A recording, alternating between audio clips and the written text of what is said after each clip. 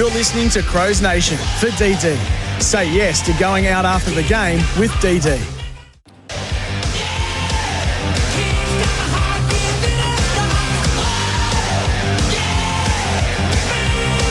You're listening to Crows Nation for DD. Say yes to going out after the game with DD. Yes, good evening everyone and welcome to the Adelaide Oval for a massive game of Thursday night football. This is absolutely box office. Kim Dillon with you, joined by Mark Bickley, the two-time Adelaide Premiership captain. We'll hear from Bix very shortly. Welcome to Crows Nation for Didi. Say yes to going out after the game with Didi. Well, there'll be 50-odd thousand people up and about and looking for a bevy after this one if the Crowies get up. This is the pre-game show for Toyota GR Corolla, the hot hatch that's made untamed. Bix, great to have you here. I said this is box office. This is a genuine game of footy. Yes, it is. Good evening, everyone. I tell you what, I only just made it, by the way. There is absolute traffic gridlock at the moment trying to get into the car park. The car park's overflowing. They're turning people away. There's people everywhere in the terraces just out. Not just inside the stadium yet, so this is going to be well over 50,000 tonight. And considering, like, Thursday night, in terms of around the country, hasn't been a overly well supported. Apart from Freo and Sydney. Yeah, look, I guess at the venue, it hasn't been, as a rule, really well supported. It can be difficult for people, and obviously, work and school the next day. Huge success, obviously, on TV, but tonight you're going to get a bumper crowd, and that's what Collingwood does. Sometimes it polarises, but it brings people through the gate. Ben Keys plays his 150 in a row, 150th for the Adelaide Football Club. It's been a good pickup, hasn't he? In different form early in the year, but back in form now. Yeah, it's been quite remarkable. When you think about, we're talking about how good Ben Keys has been for 150 in a row. Jack Crisp is at 208. 281. Yes. I can't get my head around that. Well, and when you think about Jordan De Goey celebrating his 200th game, well, when you think about that, it means that Jack Crisp has played in every one of them. So every milestone, he's played in every one of them pretty much. So it's going to go down as one of the great stories in, I guess, AFL history. The resilience, the demands. We see players that are managed. We know there's short breaks and all the rest of it. But his tale is just quite remarkable. And Ben Keys, for that matter, he's been fantastic. He was let go by Brisbane, not because he'd done anything wrong, but they just thought that he was limited and he wasn't going to force his way into their side. He's come here. He's, he plays a difficult role, that high half forward, but he's as good as any high half forward in the competition. All right, we're here, and our major partner is CMAX. Help advance tomorrow's healthcare by joining a paid clinical trial at CMAX. Register today at cmax.com.au. My teeth just chattered a little bit there. It's a little nippy out there, isn't it? Yeah, it's crisp, but it was forecast for rain today, and I think that did get a few people nervous, including myself, when Adelaide went with the 4 talls. But the forecast for rain was mainly in the front half of the day, clearing in the early evening. Well, it probably cleared by lunchtime, might have had about 25 spots. So no rain to speak of today. We've had a little bit during the week, but the oval looked pristine as it always does. So maybe the Adelaide selectors had a little bit more understanding of what was coming. And well, I'm going to dig a little bit deeper in that, so we'll get back to it. I just want to acknowledge one more person. It's Matthew Nick's 150th game as coach. It's been a fair journey, and I think it's been a successful one. I know some people are starting to get a little impatient, but that was a total rebuild where the club completely bottomed out. And he's held his nerve, and they've got themselves, along with the recruiting staff, into a good position. So what are your expectations for him to go to the next level? Oh, look, he just has to win a final. It was desperately disappointing last year. We rarely see teams finish on top of the ladder and go out in straight sets. And not just go out in straight sets. They never won a quarter. So 0 out of 8. They never fired a shot. So I think they've talked about how they've learned a lot, both players and coaching staff. I think we're seeing a little bit of this now. I think they would recognise that a bit of good luck, but not so much good management last year. They hardly had any injuries, but every player played nearly every game, and a lot of those players look really puffed out towards the end of the year. So you're noticing Walker's been rested a few times this year or managed. Braden Cook's been managed tonight.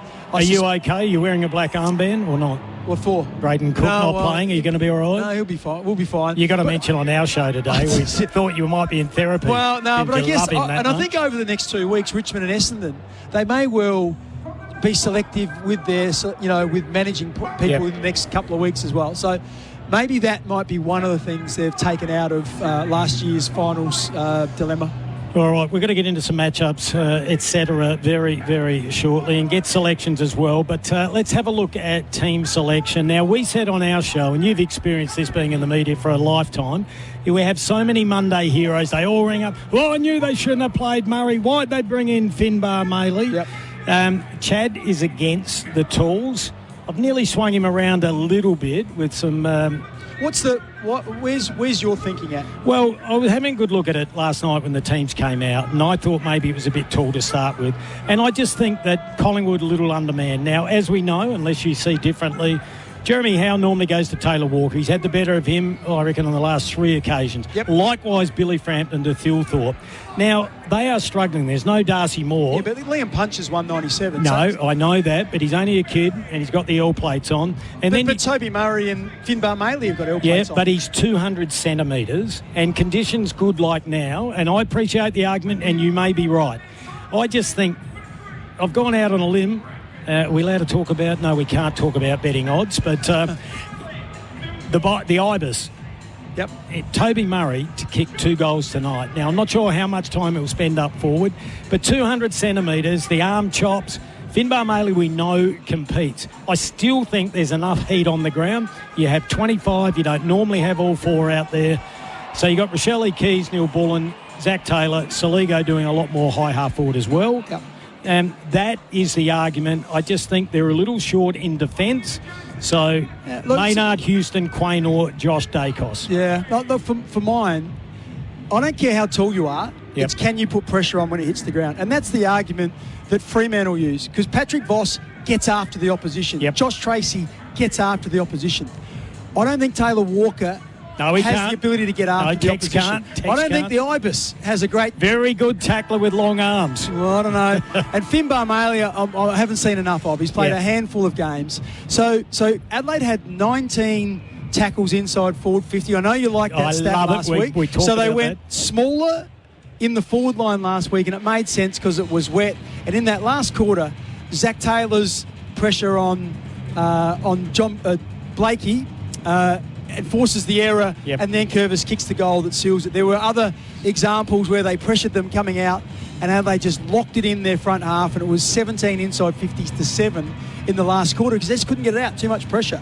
I hope they don't allow the Houston and the Josh Dacos and Jeremy Howe and those guys. If the ball comes to ground and you can't put pressure on, you're handing over an advantage to the opposition. All right, I know where you stand, but I want to know what you're going to do, would have done, and I'll get to that very shortly.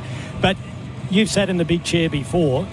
They may only have 2 forwards out there still, and I know that affects your rotations for your midfielders. I'm not sure how there'll be times, but it'll be less than a quarter because like last week, Toby Murray played 53% game time. Yep. So I reckon 40% of that would have been in the ruck as the second ruck, about 8 minutes a quarter, which means, so what's that? 8, 16, 32.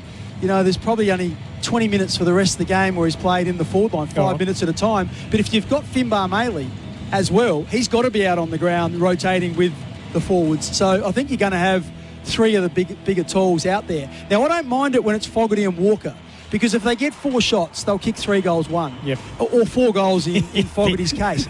Finbar Maley, the question mark is... Chocolado. He's not a great kick. So he might very well have 3 shots a goal. He'll kick 1 goal too. So I know where you stand. We want to move on. What would have you done at selection? Because we will revisit this on Monday. Yeah. I might have egg on my face too. Oh, well, I just would have went...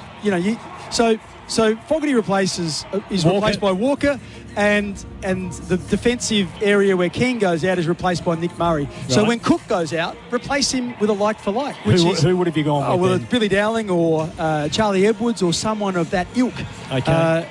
So it just gives you a little bit more option in terms of running. I asked Mick Godden today about Sid Draper. We're all desperate to see him at this level. Maybe it's next week. They've got Essendon and Richmond coming up. Would you roll the dice with someone like that? You've got to have selection integrity. Like Billy Dowling can't be the best player for 3 weeks in a row in the Sandful and have Sid Draper, last week have 15 touches and then he leapfrogs 13, over. I think it was. And he was good. I think he had 20 possessions and 2 goals a couple of weeks ago.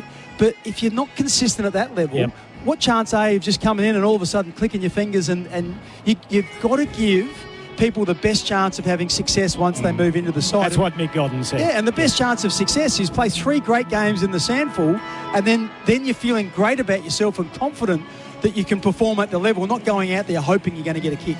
All right, this is Crows Nation for DD Say Yes, going out after the game with DD. This has been the pre-game show for Toyota. GR Corolla, the hot hatch that's made untamed. And we love our major partner, which is CMAX. Help advance tomorrow's healthcare by joining a paid clinical trial at CMAX. There's the toss of the coin. Jordan De Goey won it. Going to the southern end. River Torrens End. He had the toss there with Jordan Dawson. Register today at cmax.com.au. All right, Nick Dacos, is it as simple as Peatling? Yeah, look, I've heard Matthew Nicks say a couple of times that it's going to be a team effort. That scares me a little bit, because when it's a team effort, nobody actually takes responsibility. So I hope he's just talking in general terms. Yep. I think surely Peatling goes to him in terms of the last couple of weeks. He's been the guy who's gone, and spent time on Heaney and the opposition's best midfielder, and he just puts them under immense pressure. He's very powerful. He's got some speed as well. I just hope that they put some physical pressure on him around stoppage. You can't just stand next to him at stoppage and then be surprised when he just bolts off. You've actually got to be pushing him, keeping him off balance, pushing his shoulder back so he's not, in a great position to take off once the ball sort of spills out. And the other thing they have to do is just make sure he's not involved in chains. He does a 15-metre kick, he keeps running, gets the handball back, he then handballs over the top, and then he gets it back again. You don't want him involved 2 or 3 times in one chain of play. So if he does do that chip kick and you're next to him, you've literally got to bumper bar him and keep him from being able to then go on and get the handball. I like it. Taylor Walker on 699 goals. Is it a big deal? Will they be looking? Chad thinks they'll be looking for him early to get it out of the way. I think just take the best bloody option. Yeah, well, I think so. Once the game starts. But if there's an opportunity to give it to him, they'll give it to him. 700 goals is not insignificant. Only 23 people in the history of the game have got to 700. All right, this one's about to get underway. Thursday night footy, big stretch, got it out, got it over towards the running player in Berry. He got it to the skipper, jammed it onto the left boot.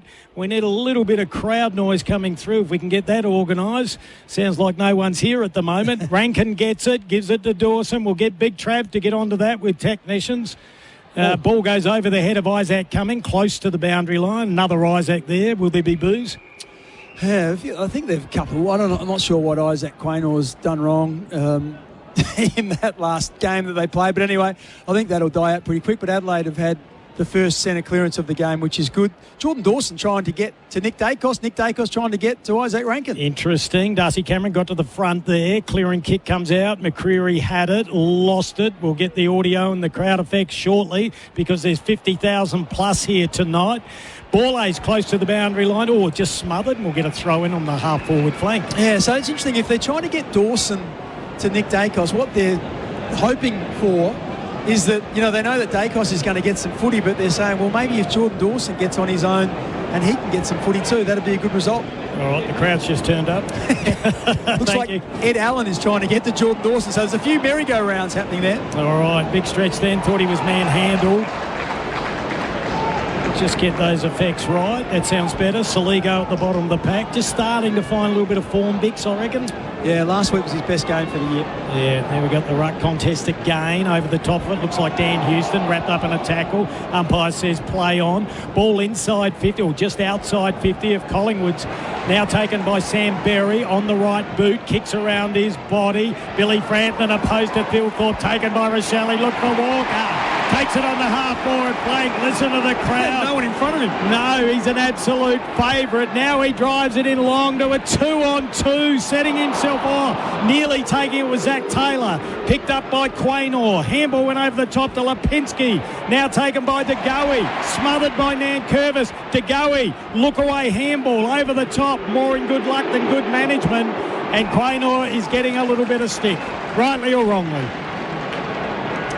So it was Walker found the one-on-one. I think he's looking for Isaac Rankin, but ended up going to Zach Taylor, which is one-on-one, long and high in the air. Probably not the best option, but Adelaide have created a stoppage. Ball thrown in the Eddie Beats pocket. That was a push in the back there by, I think, McAndrew. Umpire didn't pay it. Curtin comes through. Ball just inside 50. Berry's been off to a fast start. Lipinski had it, lost it. Hamble squirts out, goes to Dawson. 49 metres out, snapshot. Thilthorpe tried to take a one-hander. First score of the game goes to Jordan Dawson. It's 1 point, and that's on the Tyre Power scoreboard. Your trusted tyre experts. Yeah, so Billy Frampton on Riley Thilthorpe. Yeah.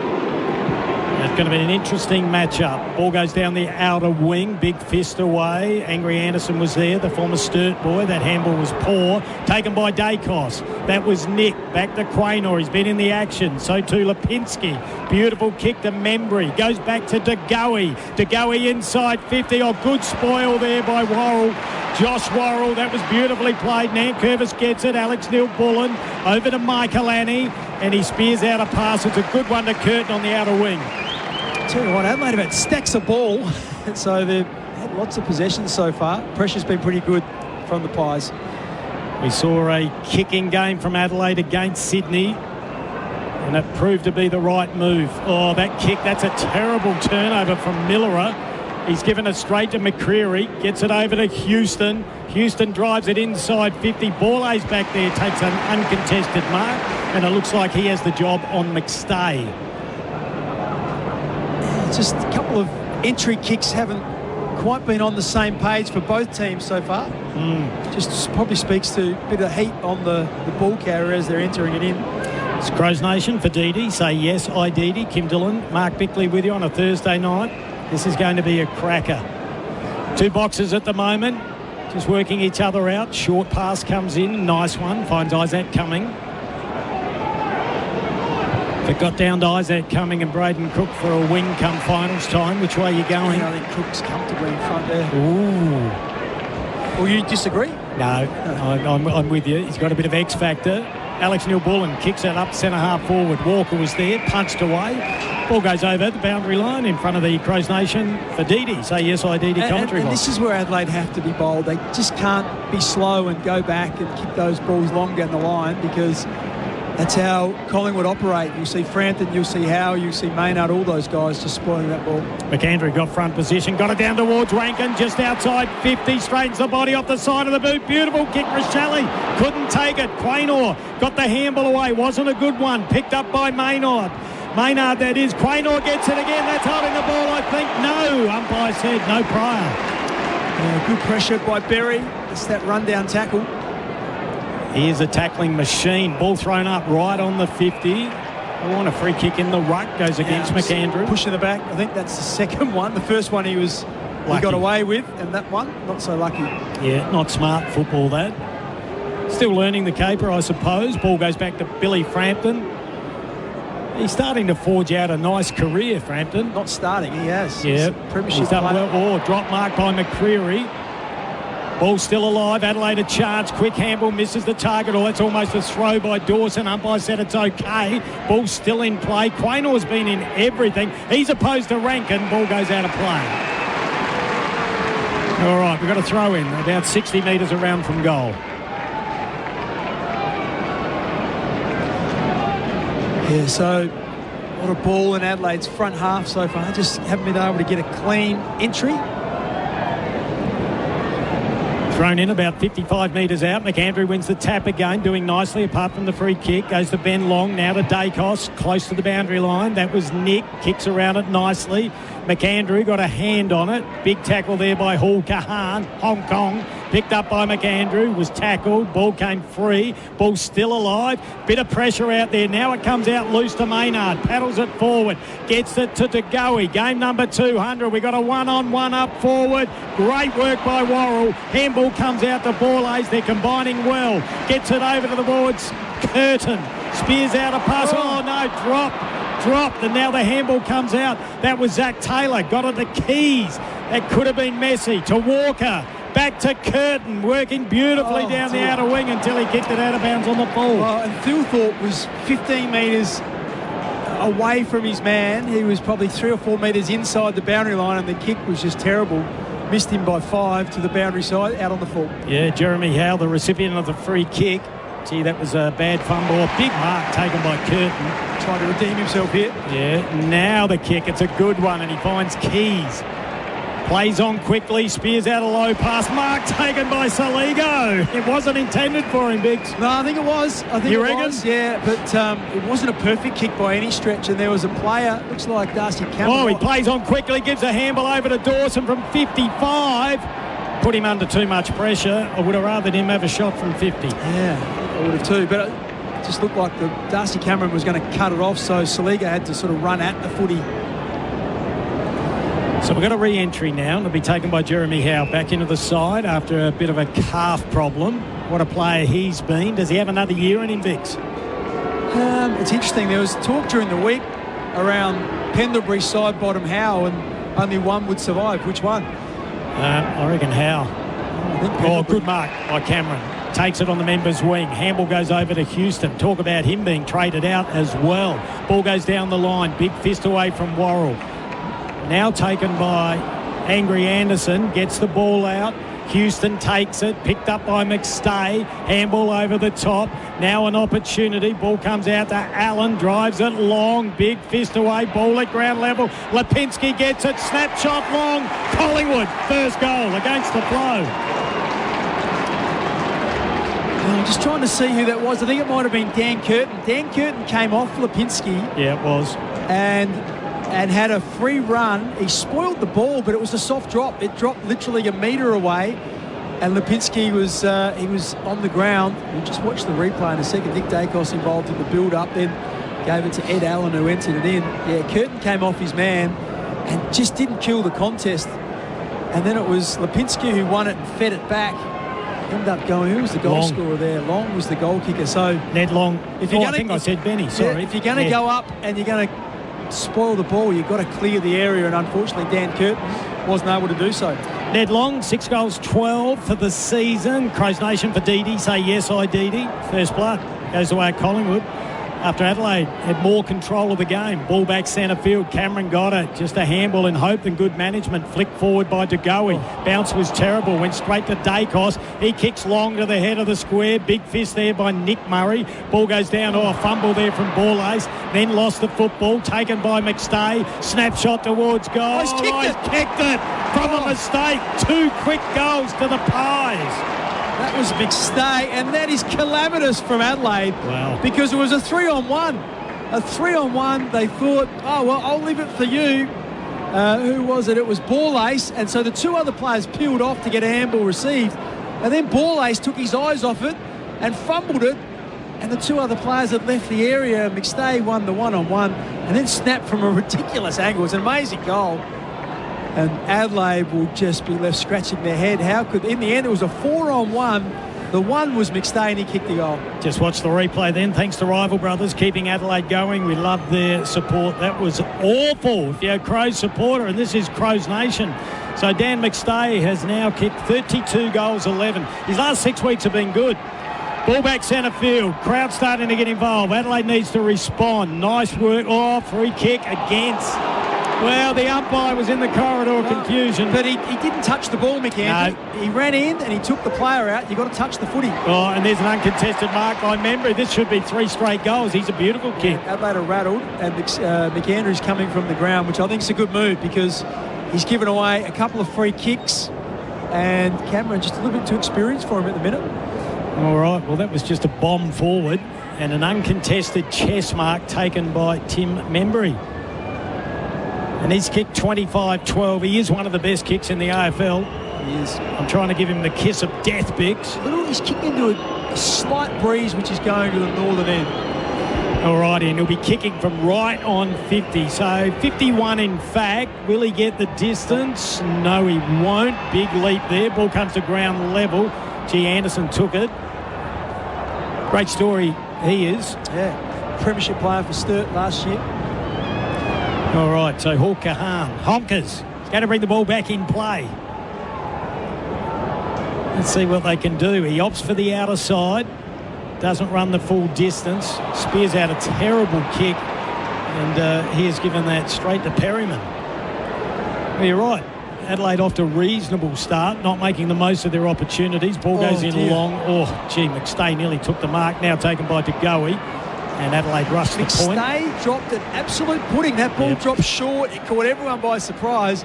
McStay was in front, and the ball was right in front of his eyes. He dropped it. I think he was expecting the pack to come and collapse on top of him, but it just wasn't there. And he dropped the mark at the top of the goal square. Adelaide dodged a bullet. Oh, I love that one. Vic's a pudding. All my years. I don't know if I've heard that one. A pudding. Ball came back into play from Michael Annie, taken off hands nicely by Keys. Kicks out towards Walker. Walker thought he was grabbed. The umpire agreed. So the Texan gets the free kick. Too far out to score. He's got players running everywhere, though. Needs to hit a target. Can go in the midfield. Thought about it. Surely. Now he sells a bit of candy. He got around Jeremy Howe from 65 out. He puts it to the hot spot.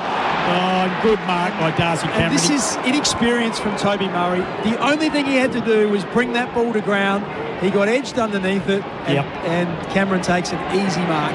Josh Dacos round his body. Nice kick. Finds Quaynor. Crowd starting to get involved. Inside 57-3 in Collingwood's favour. All right, short pass. Ball goes down towards Nick Dacos. About 48 away from the Adelaide goal. Now's the switch is on, I think. And yes, he pulls the trigger. Oh, that's a beautiful kick to find Anderson. Anderson wanted 50. Thankfully, the umpire didn't get sucked into that. Now he spears out a pass. Good pass. Oh, no. Nice interception by Neil Bullen. Now they need the overlap, Vicks. Well, that should be 50. Well, no, the umpire... Oh, what for? It wasn't marked. Why? Because it came off the hands of the Collingwood player. Wow, crowd not happy with that. Dacos has been flat. Yeah, well, there's going to be a bit of heat in this one. Now the ball's kicked forward by Allen, goes up to the square. Good use of the body. Borlase punches the ball over the boundary line. Will have a throw in the left forward pocket. Well, I was confused. Here's the replay. That's a mark. Well, he was saying, well, maybe it's because he took 2 steps afterwards. The umpire... Oh, that's a shocking decision. The mark was paid. You could see the umpire. He came off the line, then, is what he said. He's allowed to pull up, isn't he? Didn't like that one at all. All right, ball gets thrown in. Murray tried to slap it down. It went to Peatling, taken high. And he gets the free kick. He's a master of that. He is. I think they'll wake up to him soon. The last 3 or 4 weeks, I reckon he's had at least half a dozen. He was ducking before contact was even made then. All right, he goes out wide. That's a nice-looking kick. Benny Keys off to a good start.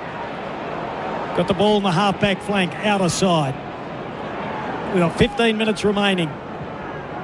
Or we're at the 15-minute mark, I should say, of the first term. Good mark by Jeremy Howe. Been doing it a lifetime. Just poor again from Adelaide. Who was that? The dip punch, tried to mark from behind. That was Maley. Pendlebury's got it at half-back, takes his time, puts it out to Josh Dacos, still at half-back on the outer side.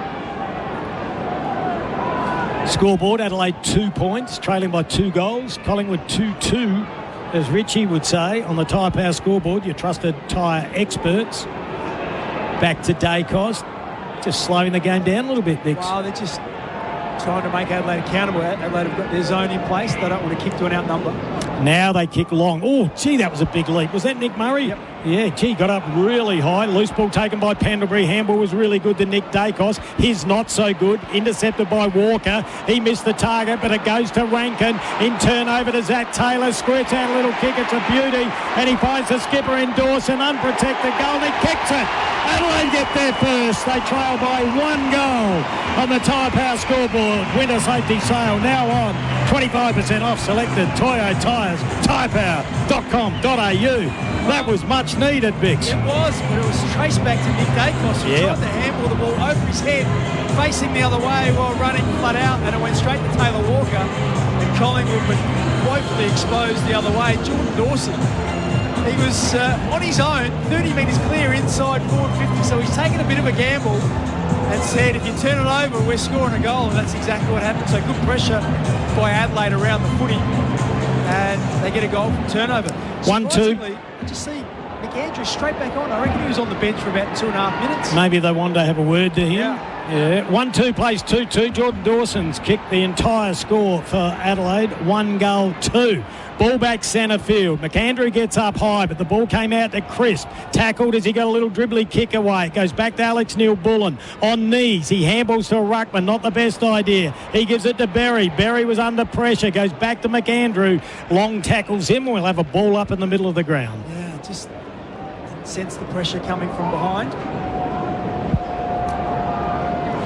Ball goes up again, now goes down. Berry's been really busy. Handball comes out towards Peatling. He needs some overlap, none forthcoming. So he goes out wide looking for Nankervis. He comes back infield, then uses the handball and the run of Millerer. Needs to hit a target, drives it long to a one-on-one. Thilthorpe, dropped one just by the boundary line. Well, they were wrestling, him and Frampton wrestling shoulder to shoulder. He bench presses him off, and he has an uncontested mark, and it goes straight through the hands. Who's going to win that battle? I reckon if Thilthorpe gets 2 or 3 goals, that'd be a great result for him. Yeah, I reckon he's working his way back into form nicely. Ball goes down towards Peatling. He dropped that one. Umpire gave him the benefit of the doubt. Handball from Darcy Cameron out to Dacos under a bit of pressure. Now picked up by Isaac Cumming. Taken by Saligo. Short pass. Looking for Thilthorpe, and he's held. So he wins that little battle, Bix.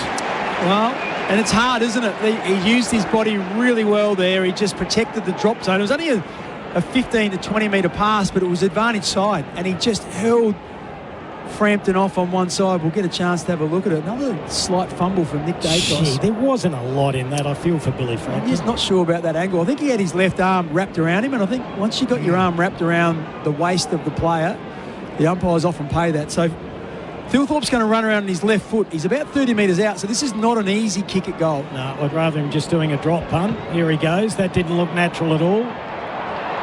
Good enough. Good enough. I take it back. It looked hard work. Scores all locked up after a fast start from Collingwood. It is 2-2 to 2-2 on the Tyre Power scoreboard. This is Crows Nation for Didi. Say yes, I Didi. Kim Dillon and the 2-time premiership captain, Mark Bickley. Well, that's what you want. You want your skipper involved, and he's got a goal, and now you've got your big key position player.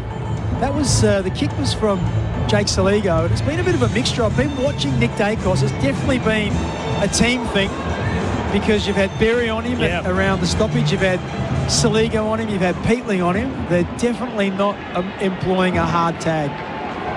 So let's have a look at Nick Dacos' numbers. He's had a bit of it, but he made a few mistakes as well. He's had 10 with 1 clearance. We'll give that goal a stylish moment thanks to our good friends at Kixo Styling, turning no inspections into wow moments. Adam Jacane and the team, ball back centre field. Dawson had it, lost it. Chris kicked it off mid-air. Loose ball taken there. I think it was maybe by memory. Now the handball's been turned over. Millerer gets it. Kicks to a one-on-one on the outer wing. Nearly held there was Neil-Bullen. Does well at ground level. Paddles the ball forward. Lipinski was there. And Isaac Cumming happy to take it over the line. Okay. Good little win for Adelaide. Yeah, let's have a look at some of the major disposal winners. He's gone deliberate, has he? No. Lasso, the Collingwood player picked it up, tried to con the umpire. Now they're having a little discussion. Nick Dacos has had 10, Quaynor 7, Berry 7, Dawson 6, and Rankin 5. You got efficiency there. Dacos is... Oh, hello. No, we've got to throw in. Yeah, we thought that was the case. Yeah, Dacos 10, but I don't feel like he's hurting Adelaide at the moment. No, a lot in the back half. No. Ball gets thrown in on the outer wing. It's being played on that side at the moment. Not sure if it's the breeze. Nice paddle forward. Beautifully done by Alex Neil-Bullen. Quick hands. Got it back to Cumming. Drives it in long off. Finbar Maley nearly took the mark. Frampton's got it. Shrugged the tackle, got it to Josh Dacos. He goes out to Jeremy Howe. He flirts with the boundary line. The ball stays in. It's a race for pace. First player there, Nankervis, sells a bit of candy, runs himself into trouble, goes back to Curtin. He retreats, goes to Borlase. He says, I'm going to kick the hell out of it. So he drives it inside 50 and the mark taken by Finbar. So it was interesting. I was critical a minute ago or even 30 seconds ago of Maley because Walker had a one-on-one against Jeremy Howe and great body position, and then in comes Maley with his man and competes and drops the mark. I would have loved him just to stay out of that and let Walker take it.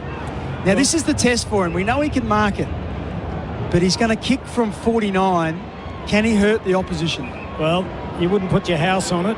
Just watch the replay there. Thanks to Rival Brothers. Good work by Walker, doing a little bit of blocking. There's the kick. Starts on the right. Coming back. Finbar likes it. 50,000 Adelaide fans like it. Adelaide go to a nice lead. 3-2.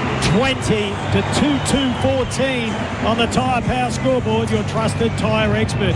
And we had Mick Godden, assistant coach for Adelaide, on today, and this is exactly what they were hoping for with the tools. So time will tell. Yeah, exactly. Yeah, and once again, they've bombed it in, so they're expecting a bit of pressure. Walker takes out his man and Maley gets a jump at it, but the finish is the important thing.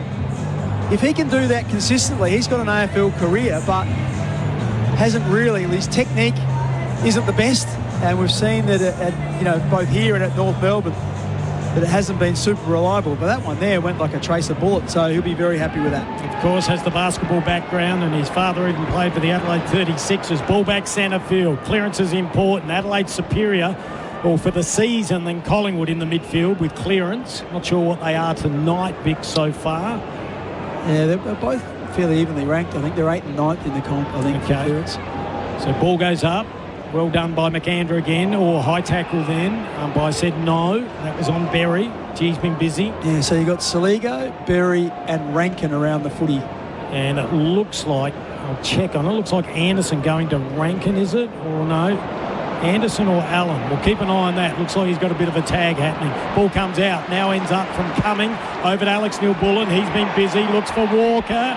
Over his head. Oh, there's not a free kick, is there? Absolutely. He's not even looking at the ball. Did he touch him? Look at him. He's not even looking. He's hitting his arms. Good call, Biggs. He's holding on to him. That's why you're dual premiership captain. But you've got to make the ball your object. You can't just run back at the player, not look and just even touch him. The minute you're impeding him and not looking at the footy, that's a free kick every day of the week. I'm with you 100%. After looking at the replay there, thanks to Rival Brothers Coffee Roasters, taste the difference. Could this be the one? 700. He's right in the Eddie Betts pocket.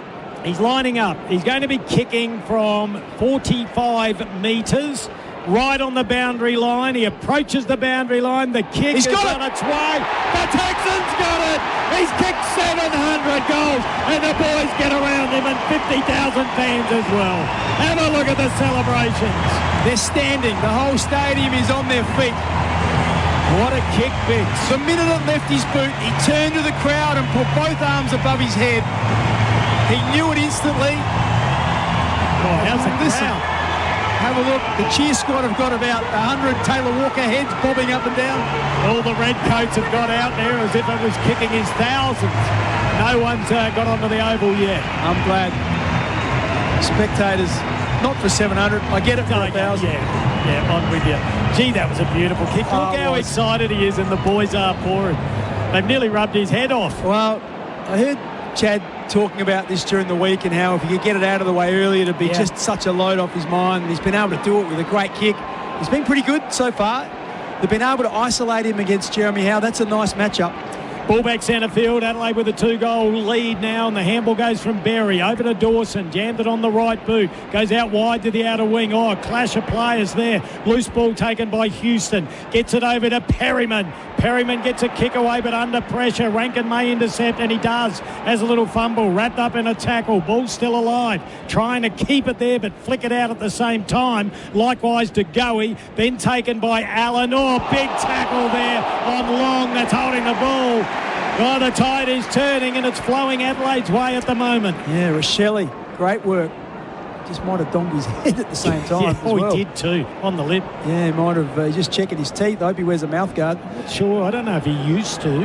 Hopefully he does now. I think he's holding maybe his cheekbone on the top of his eye. Often get a little cut there easily. Isaac Cumming gets another possession. We'll check his numbers shortly. Picked up by McAndrew. Handball over the top. Quaynor's there. He handballs over his head as well. Taken by Maynard on that natural left. Kicks long. Nearly a good mark by Cumming. Umpire said play on. Loose ball taken by Membry. Membry plays on. The kick's at 45 in the middle of the ground to the 200 gamer in De Goey. De Goey lowers the eyes. He's missed the target. Here we go. Taken by Dawson. Handball to Michael Annie. Put him under pressure. Now the ball goes back to Hul Kahan. Always hits a target. He finds Berry on the outer wing. Next kick important. and he goes really short, and they keep possession. It's taken by Nankervis. His game is really building. Yeah, he's been in a rich vein of form. Last week he was spectacular, kicked the winner, and continues to build. Kicks long down the line. Not a great kick. Did it stay in play? Yes, it did. So Adelaide will take that. We'll have a throw-in on the outer half-forward flank. Yeah, just mindful, Adelaide. They're trying not to bomb it where there's big packs of Collingwood players. So just trying to isolate one of their tools and trying to kick them to one-on-ones. I like it. To go, he's gone to Berry at the moment. We'll try and check on Rankin again. It does look like he's getting a bit of attention. Chris Haddett lost it. Taken by Houston. Jammed it on the boot. Up the centre half forward. Courageous there by Miller. Dawson with quick hands. Missed the target, but Miller gets it. Flicked that one out. Taken by Berry. Back to Dawson. Side steps through traffic. Jams it on the left boot with a big mongrel torpedo punt. Walker tapped it down. Taken by Soligo. This should be a goal. He snaps and he missed. Adelaide lead by 13 points. Would have been the player of the day. Yeah. Look, the other thing that is pretty good for Adelaide there, just watching it, with the multiple big players, it means that the Collingwood defenders, they're flat out just making sure their man doesn't mark it.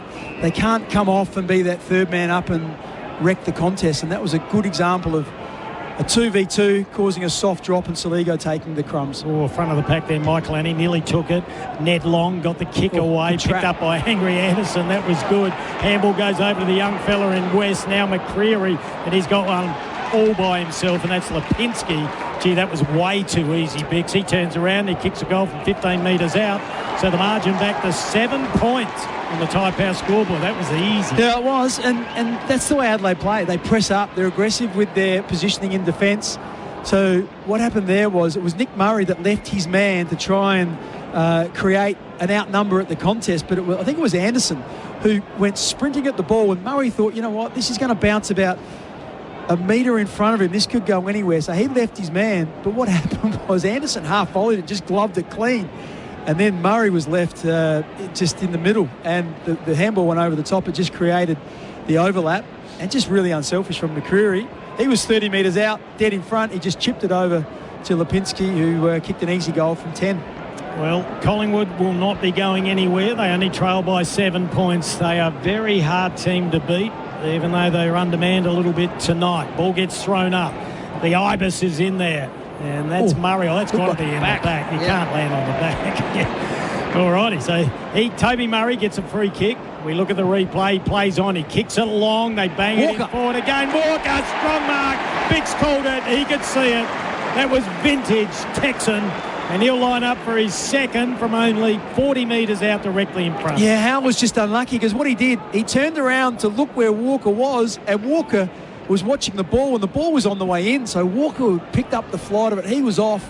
And I reckon it was Puncher. Oh, was it Puncher? Yeah, was it maybe Puncher. A bit of inexperience from the young fella? Definitely. Just looking for where Walker was. And as he turned his head, the ball was coming, and Walker ended up running up, meeting it, and taking an uncontested mark. He's probably 35 out directly in front. All right, lining up for goal number 701. The kick's got away. Oh, he loves it. The Texans got 2. Adelaide go back up to a 13-point. Hopefully we'll see the replay again, Big. Thanks to Rival Brothers Coffee Roasters.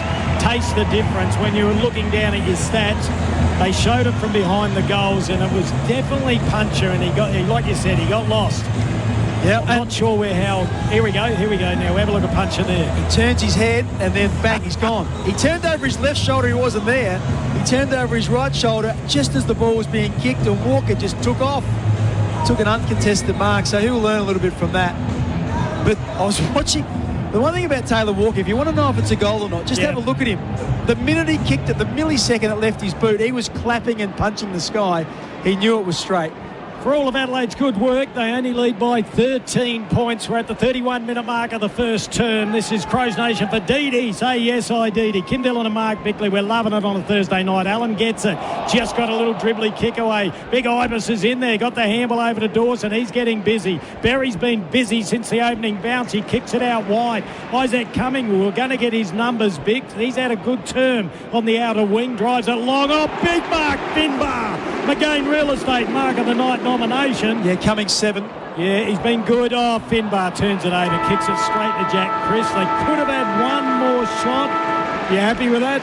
Well, a good quarter from Adelaide, considering Collingwood kicked the first 2 goals of the game. So you take them away, and it's almost a 5-1 quarter.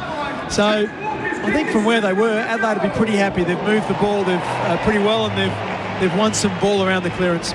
So they've got a 13-point lead. It's 5-3-33 to 3-2-20. 2 goals to Taylor Walker, 1 to Jordan Dawson, 1 to Riley Philthorpe, and 1 to Finbar Maley.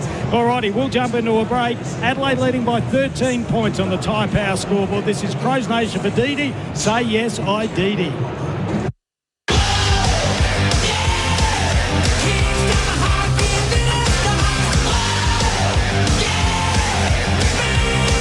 You're listening to Crows Nation for DD. Say yes to going out after the game with DD. Brilliant footwork, cutting inside, shoots, goal! What a strike! When your business needs its delivery goals met on time, don't risk it. ACET. Let Darren and the team at ACET Transport Solutions kick goals for your business by moving anything, anywhere. Operating South Australia-wide for over 4 decades, ACET Transport Solutions guarantee fast, efficient and safe deliveries with a huge fleet of rigid crane trucks, taxi trucks and semi-trailers. Book online in 3 simple steps at acettransport.au. Don't just send it, ACET. It's the fitness activity taking Adelaide by storm. Grab some mates or join a social event and play paddle at PaddleFit, Adelaide's first paddle courts. Think tennis meets squash, but way more fun. 4 indoor courts in Thebarton open daily from 7:30am till 10pm, with lessons for all levels and equipment hire available. Play Monday to Friday before 4pm and get 25% off court hire. The world's fastest growing sport is finally here in Adelaide. PaddleFit. Go on, give it a shot. Download the app and book online. The rising cost of living is being felt by almost everyone. For many families, it's making it even harder to put food on the table, pay rent, and cover other essential items. As the pressure grows, more people are turning to Uniting SA's emergency assistance for support. With your help, they can provide food, warmth, and everyday essentials to people doing it tough this winter. Make a tax-deductible donation to the Uniting SA Winter Appeal. Visit unitingsa.com.au. It's a new era at the iconic Crown Inn because Renella's home of live sport is back, better than ever. After more than 170 years serving the Renella community, the sports bar has received a major upgrade. You'll love the bigger screens, improved sound, and a game day atmosphere built for footy fans. The bistro has also been refreshed with a revamped menu and upgraded outdoor dining spaces ready for long lunches, family dinners, and big nights out. See you at the Crown Inn this footy season. Visiting Adelaide? Stop into Harbour Town Premium Outlets. Discover over 100 big sports and designer brands with savings up to 70% off. Just 5 minutes from Adelaide Airport. Grab a bite to eat and recharge in our guest lounge with free luggage storage, free Wi-Fi and device charging. Before or after your flight, we've got you covered. Harbour Town Premium Outlets. Big brands, bigger savings. Visit harbourtownadelaide.com.au for more details. Crows fans, don't get your feathers ruffled looking for a park this season. Get hassle-free game day parking at UPark Topham. It's as easy as pre-booking your car park, then enjoying the short stroll to Adelaide Oval totally stress-free. Simply install the UPark app, pre-book, then park. And the best bit, it only costs $12. Guarantee your spot and make game day parking convenient and affordable. Install the UPark app today. Darren's days of digging blind are over. Ever since he blindly dug into that internet cable and took out an entire neighbourhood. Ever since his insurance declined to cover the repair costs. And ever since he saw that he was millimetres away from also striking a high voltage electricity cable. Don't be like Darren. Always search before you dig online before every job to avoid striking buried pipes and cables. Search before you dig online every time. And never dig blind. Hi, it's Wayne Phillips from Wayne Phillips Isuzu Ute. If you're looking for a tough, proven ute or SUV, don't do anything until you've driven the mighty Isuzu D-Max Ute or MUX SUV. Come and see the range and take one for an extended test drive to McLaren Vale and enjoy coffee and cake on us. We won't be beaten. If you're serious, so are we. If you're in the market for a new ute or SUV, come down and see us at Wayne Phillips Isuzu Ute, 92 Main South Road, Renella.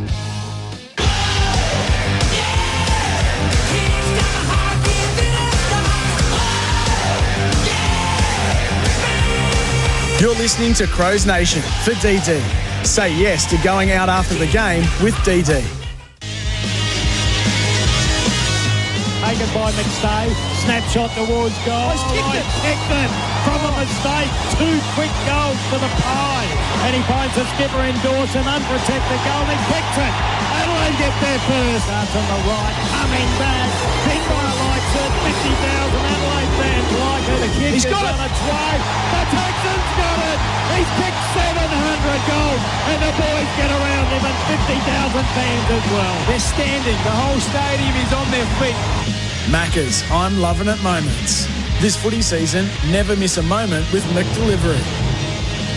Yes, just some of the highlights then from the first term. Thanks to Macca's. I'm loving it moments, including the 700th goal to Taylor Walker. This is Crows Nation for Dee. Say yes, I Dee. Kim Dillon, Mark Bickley with you. Our major partner is CMAX. Help advance tomorrow's healthcare by joining a paid clinical trial at CMAX. Register today at cmax.com.au. Adelaide leading by 13 points, 5-3 to 3-2. It was a pretty good quarter. All the boundary updates are thanks to Green Door Pathways, linking employers with military veterans. We love their support. And all the interchange updates courtesy of Uniting SA's Winter Appeal. They do a wonderful job for all the homeless people. Before we get into this, Bix, the best defender in the first term, thanks to Murray's. Isaac Quaynor, fantastic. He's had 10 disposals at 70% in the first quarter. All right, we'll go through a few of the stats shortly. Ball back centre field, gets thrown up. McAndrew got himself back into the game when Cameron got on top of him.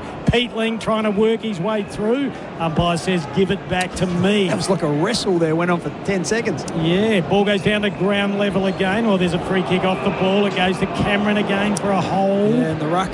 So that's three free kicks in the ruck now. Cameron, not a good kick. It was like a 9-9 mark. Should be taken by Miller, and it is. In advance of Harvey Harrison, one of the youngsters playing game number 23. Kick wasn't great. Ball taken by Nankervis. Ran into trouble, out of trouble. Floating kick was a shocker. Murray might have stuffed this up. Nick, you got to flick it out. You'll get done for holding the ball. He's trying to keep it in the area, and the umpire gave him the benefit of the doubt. Nick Murray thought he was at mid-on. He just got down on one knee just to get a bit of stoppage behind it, but didn't make it to him. He thought he was going to take a mark, but it bounced in front of him. Yeah, Wayne Miller has turned it over twice tonight. Not normal. Still side bottom. Haven't said his name much. Puts up a high floater. Ball gets fisted away by McStay. Goes down to ground level. Anderson is there. Wrapped up in a tackle was Charlie West. Now taken by Dawson. Dead heat. Will get a ball up 45 metres out. Yeah. Half forward flank, northern end. West hadn't seen a lot of it. The young South Australian went to Emmanuel College. Yeah, he played all right last week. Can take a grab. Oh, funny, interesting handball by McAndrew. Thrown to the ground was Rankin. Yeah, he's a big, strong boy. Explosive power and speed. Still finding his level. McAndrew, I think the tap went straight at the Dacos on the left. Just misses, minor score. That was online for a long time, and just the last minute just faded left. So Dacos now, he's had 12 disposals at 82% efficiency. Wow.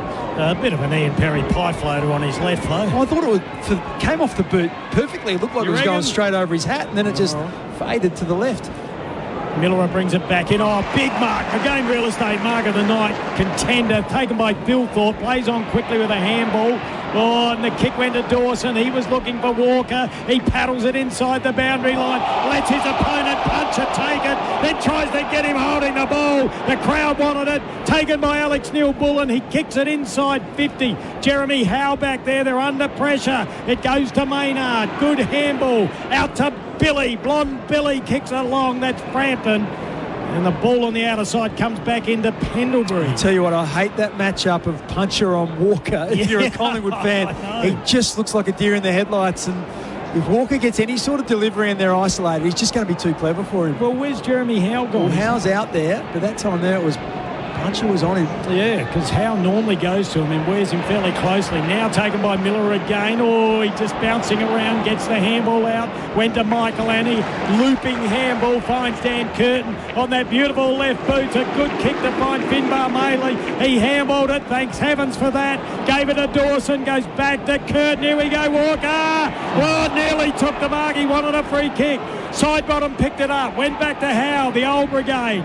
In turn, it's kicked around the corner by Perryman. Comes out to Neil Bull, and he's been really good tonight. Apart from that kick, which was bloody atrocious, went straight towards Pendlebury. Gives it back to Dacos. Tempo lifted a little bit. Good work by Borlase to effect the spoil. Ball goes down the wall. Brown thought he was pushed in the back. I'll tell you what, a late whistle after that was a hometown decision, I think. Not a lot in it, but maybe it was there. But the crowd certainly... Well, I called the push, but yeah, you're right. It wasn't a big one. He's on his way down anyway, I think. It was a late whistle too. Yeah. Long kick down the members' wing. Howe got underneath it. Loose ball. Perryman gets it back to Still side bottom. Look at the that. head shining. Oh, it was a beautiful kick, but dropping the mark was Membry. Tried to handball back to Still side bottom. Couldn't get it. Picked up by Borlase. Underground by Peatling. Back to Alex Neil-Bullen. Now Thilthorpe. One-on-one. Walker! Against the kid. They've got to move him, surely. I know. What are they doing? He was out of position, Walker. He just used his body. He pushed back hard, just protected the drop zone, and then took a chest mark. That is not a great matchup for Collingwood. I agree with you. I hope it stays that way. The Texan lining up for his third. He'll kick from 49 metres out. He's on the right half forward You're flank. right behind him, Kim. Yeah, he's about 5 metres in from the boundary line. He will be when he kicks it. Will he get it, Bix? He lines up. It looks good off the boot. It went like a tracer bullet. That could not be any better. The Texans kick 3. Wow. That looked like Robin Hood's arrow. That was straight as you will ever see a ball come off a boot. Fair dingo. He's hitting them perfectly tonight. You know, we talked about getting that goal early and getting it off your back. Sometimes you're just in the flow of it, and he is in that flow state at the moment. That, just watching the replay, you couldn't have placed that in a better spot. The goal umpire just craned his neck back and watched it sail over his head. He flushed it. Well, early days, but all the naysayers that thought there were too many tools, we'll wait and see. We don't want to go early. Host plus, that's a plus scoreboard. Adelaide leading by 18 points. It's nothing in the modern game, but Adelaide look up and about at the moment. So we have a look in there in the centre, and we got Berry opposed to Pendlebury. Nice tap. Berry takes it, goes back to Dawson, becoming a factor. Pendlebury just looking a little bit slow at the moment. Good mark. No, not taken by Perryman. Good pressure there by Keys. Ball still alive. Adelaide will love a ball up here. Hold the ball. Wow, they got more than a ball up. Great pressure by Benny Keys. Centre clearances are becoming a factor as well. Had the last couple. All right, Keys, the left footer, goes inside 50, looking for Walker. Punch and missed it. Taken by Walker. Snapshot, the left goal.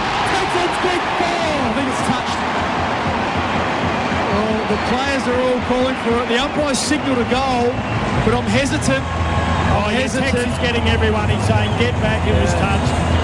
Hesitant to put it in the book, but tell you what, he didn't miss because he didn't kick it through the big sticks. It's just someone got a finger on it by the look of it and the reaction of the players. Yeah, the umpire's now going down.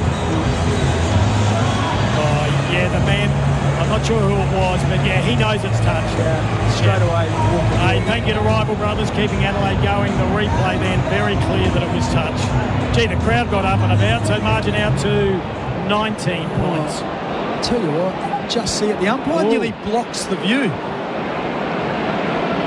Well, Tex gave it away. Well, that's what I mean. Not a poker player, exactly. is he? I wouldn't be conceding and just hope the camera doesn't work or it doesn't pick it up for any. Remember, it's got to be conclusive. After Tex carrying on like that, they'll have to call it a point. Yeah, I think you can see one of the fingers go back. Too honest. Got a dash of Josh Jenkins about. Could have been 4 early in the second quarter. Oh, gee, that was exciting. Oh, how would Punch's clacker be at the moment? Well, notice that last contest. It looked like Jeremy Howe. Gee, as the ball comes back into play, Berry's been everywhere. Gets it to Miller, jams it on his left. Walker against 3 players. Oh, he got crunched. Ball got fisted away. To go, he gets it. Big stretch, McAndrew. Big tackle taken by Michael Annie. Will have a ball up. Well, this is the pressure game. So Adelaide have been the best pressure side in the competition over the last 7 weeks, and they're really turning it up here. Oh, I tell you what, they are. Oh, free kick, McAndrew. Just let the big boys play. There wasn't much in that one. He kicks it long, inside, looking for Thilthorpe. Riley takes the mark. The game real estate mark of the night. He'll line up for his second. He won't miss from 15 metres out. Yeah, that's what you want from Thilthorpe. He's such an imposing figure. Put pressure on the top of the goal square. He had a one-on-one, and then in the end, Puncher came off his man. Poor Puncher. And still didn't impact the contest. And Thilthorpe now kicking from the top of the goal square. I'm looking forward to some of our audience that sent texts hating the selection, bringing us tomorrow, Bix. He lines up. It's only early days. Won't go the early crow. There he goes. He kicks it. Margin out to 25 points. Nearly every game, Bix, against Collingwood's a close one. Could they get a little bit of percentage in payback? Well, I think it's a bit early to be writing Collingwood off. We know that they never are out of the contest. And just so Adelaide are just winning everything around the footy at the moment. They've had two centre bounces and they've won both of them. And they go back again. I'm just looking at free kick count, certainly in their favour as well. That's 10-4 at this early stage. Hit-outs are even. Clearance is 14-11 in Adelaide's favour. And 5-4 out of the middle, including the last two. Host Plus named Best Super Fund by Money Magazine, Finder and Mozo. That's a plus issued by Host Plus Proprietary Limited. Check the PDS and TMD at hostplus.com.au. Fullback centre field. Come on, we want another one. Berry streams through, nearly had it. Good pressure by Long. Berry still got his nose in the trough. Now picked up by Hawker. Diving effort to try and grab it was big stretch. Ball goes in long. Strong mark taken by De Goey. Adelaide all over him at the moment. They can't cough up a goal. Have a look at this. Intercept mark by Isaac Cumming. That's brilliant. He's come back from the wing, so he's worked back. He's filled the leading lane and just intercepted that mark. Berry just everywhere, playing with such confidence now. He's got power is what he has. Off the mark, he's got that explosiveness. Umpires call play on, not 15. Yeah, Hawker Hahn gets it, gets around on his natural left. The mark just taken, yes, by Dan Curtin. Just inside the boundary line. Tight roping the boundary line. Yeah, well, not a good kick down the man. Good pressure by Alex Neil-Bullen. He's been unbelievable tonight. Taken by De Goey. That's another poor kick. Off the side of the boot, kicks it straight to Isaac Cumming. You heard Bix then, he was all over it. Here's the kick, it's a nice one. Goes into Nan Curvis. Spears out a pass just over the head there. Gee, gutsy work by Soligo. That's on the ball. That is on the ball all day, every day. He never got his boot on it. You are kidding me, umpire. I think it was Perryman, was it? Sure, let's have a look at the replay. Big contact from no prior on props. Wow, crowd not happy with that. They're starting to get involved. If you've got no prior, you just have to make an attempt. That's probably what he's interpreted. Long as they're consistent. Taken by Dacos. Handball was good. Kick from Pendlebury was awkward. Goes straight to Nick Murray. It's been really quiet. He nearly turned it over. That was close. Gee, just got a handball away, but they get out the back door to McStay. There's a hospital handball. It might work out okay. No! Look at the pressure from Rankin. There's another holding the ball. They are manic, Adelaide, at the moment. Just great speed. Run down from behind from Rankin. And that's been the development of his game. He's gone into the midfield. We knew he could attack from the midfield, but now what we're seeing is that defensive effort as well. We saw it here a couple of weeks ago against Gold Coast, and then we just saw it again. And against Sydney, 30 possessions, 20 contested against the Swans. Ball comes infield. Berry just looking so nonchalant.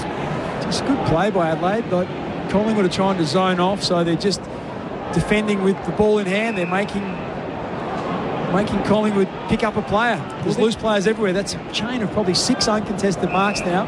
This group's been together for 4 years now, so the left hand should know what the right hand does. That's what happens when you turn into a good footy side. Ball comes in. Thilthorpe nearly took a mark. Goes out of play just past the interchange gates.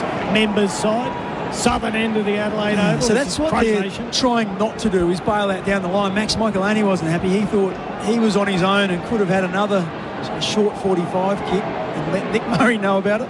Boundary throw in. McStay got it. Got a handball away. Not a great one. First player there's Rankin. He missed the target though. It goes towards Chris. Picked up by Dacos. That's on the ball. Yes! Oh, by Dawson. Captain Courageous. The crowd loves it. He tried to fake it, Bix. Take it through it. Well, he didn't make an attempt. He just he tried to go for the boundary line, but the boundary line wasn't close enough, didn't handball it or do anything, and just fell out of his hands. Does this atmosphere take you back to when you played at Victoria Park a little bit, but in reverse? Whoa! Look at the leap from Howe. Ball goes down the ground level, picked up by Walker. He's wrapped up in a tackle. So we get a ball up 40 metres out. So Dawson and Berry getting really busy. Berry's had 15, Dawson 14, Nick Dacos 14. Mark Bickley all over it. This is Crows Nation for Didi. Say yes, I Didi. Picked up by Rankin. Look away. Handball goes back to Cole Kahan. Flick forward by Isaac Cumming. Now a pot shot at goal from Alex Neal-Bullen offline. Top of the square would have been handy. Yeah, I just agree got with a you. rush of blood. He's got the big fella down there in Thilthorpe, who's already taken one contested mark at the top of the square. Would have loved that to have kept the pressure on Collingwood.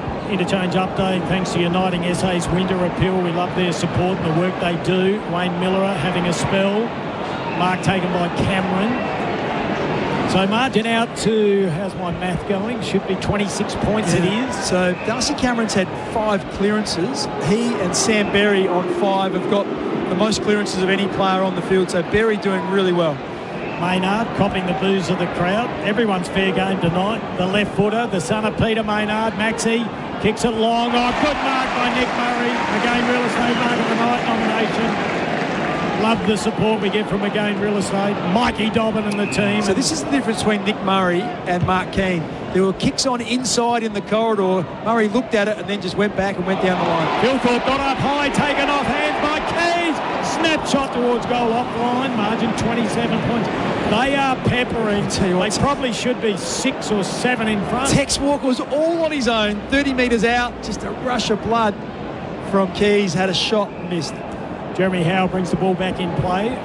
Perfect kick, gets it to punch it right by the boundary line. Sucking in the big ones. He's had some nervous moments. Drives it long down the line. The Ibis got there, couldn't take it. Loose ball. Ibis was down there again. That's Toby Murray. Taken there by Stillside. Big mark taken there. This time it's Joshy Worrell. I'd love to see the contested marks. I'll have a look because Adelaide feel like they're on top in the air. Perfect conditions here at the Adelaide Oval. It's chilly, it's cold, it's around 12 degrees. Now the big switcheroony taken by Nankervis at centre half back.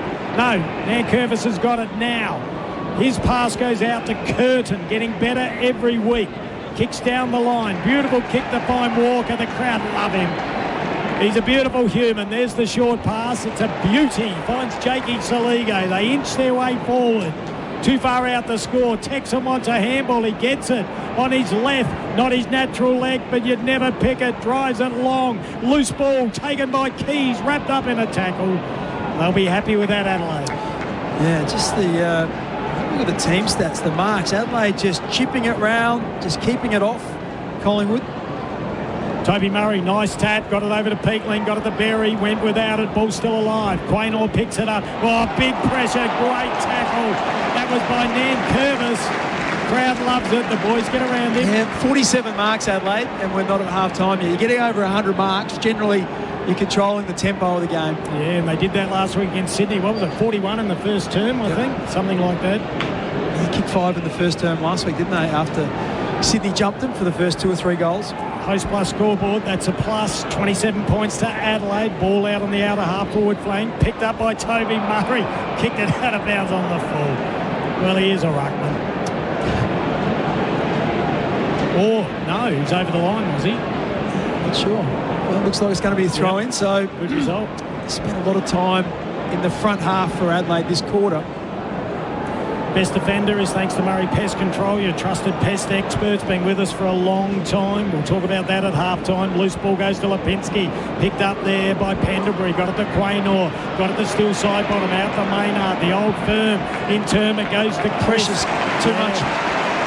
Takes straight to Murray. You're about to say too much pressure, and you're right. Murray, short kick. Benny Keys racking him up as well, Biggs. Well, the inside 50's 23-13 for the match. Kahan took it. Handball wasn't great. Rochelle couldn't pick it up. Adelaide's turned it over, but look at the pressure they're applying. But they are out now, Collingwood. Ball goes to McCreary, and he's turned it over. What an awful kick. Straight to Josh Worrell, who does the 45, goes in the middle of the ground to centre half back. And he got loose players everywhere. Short little pass goes to Berry. It's a bit like that. Collingwood just saying, we're not going to play man-on-man. We're playing a zone. That's the way we defend. But they just give up lots of easy kicks. And when you've got a lead like this, you're 27 points in front, you can afford to kick the ball around. These are low-risk kicks. There's no one really on anyone. And so you're spot on, Bix. They've gone back to ball A's. Now he's gone right back to the members' half-back flank. So Adelaide can do this all night. There's no onus on them to kick it long down the line to a contest. He's gone to Nick Murray. Now they've given it to Miller. Now he kicks long. Not a good option.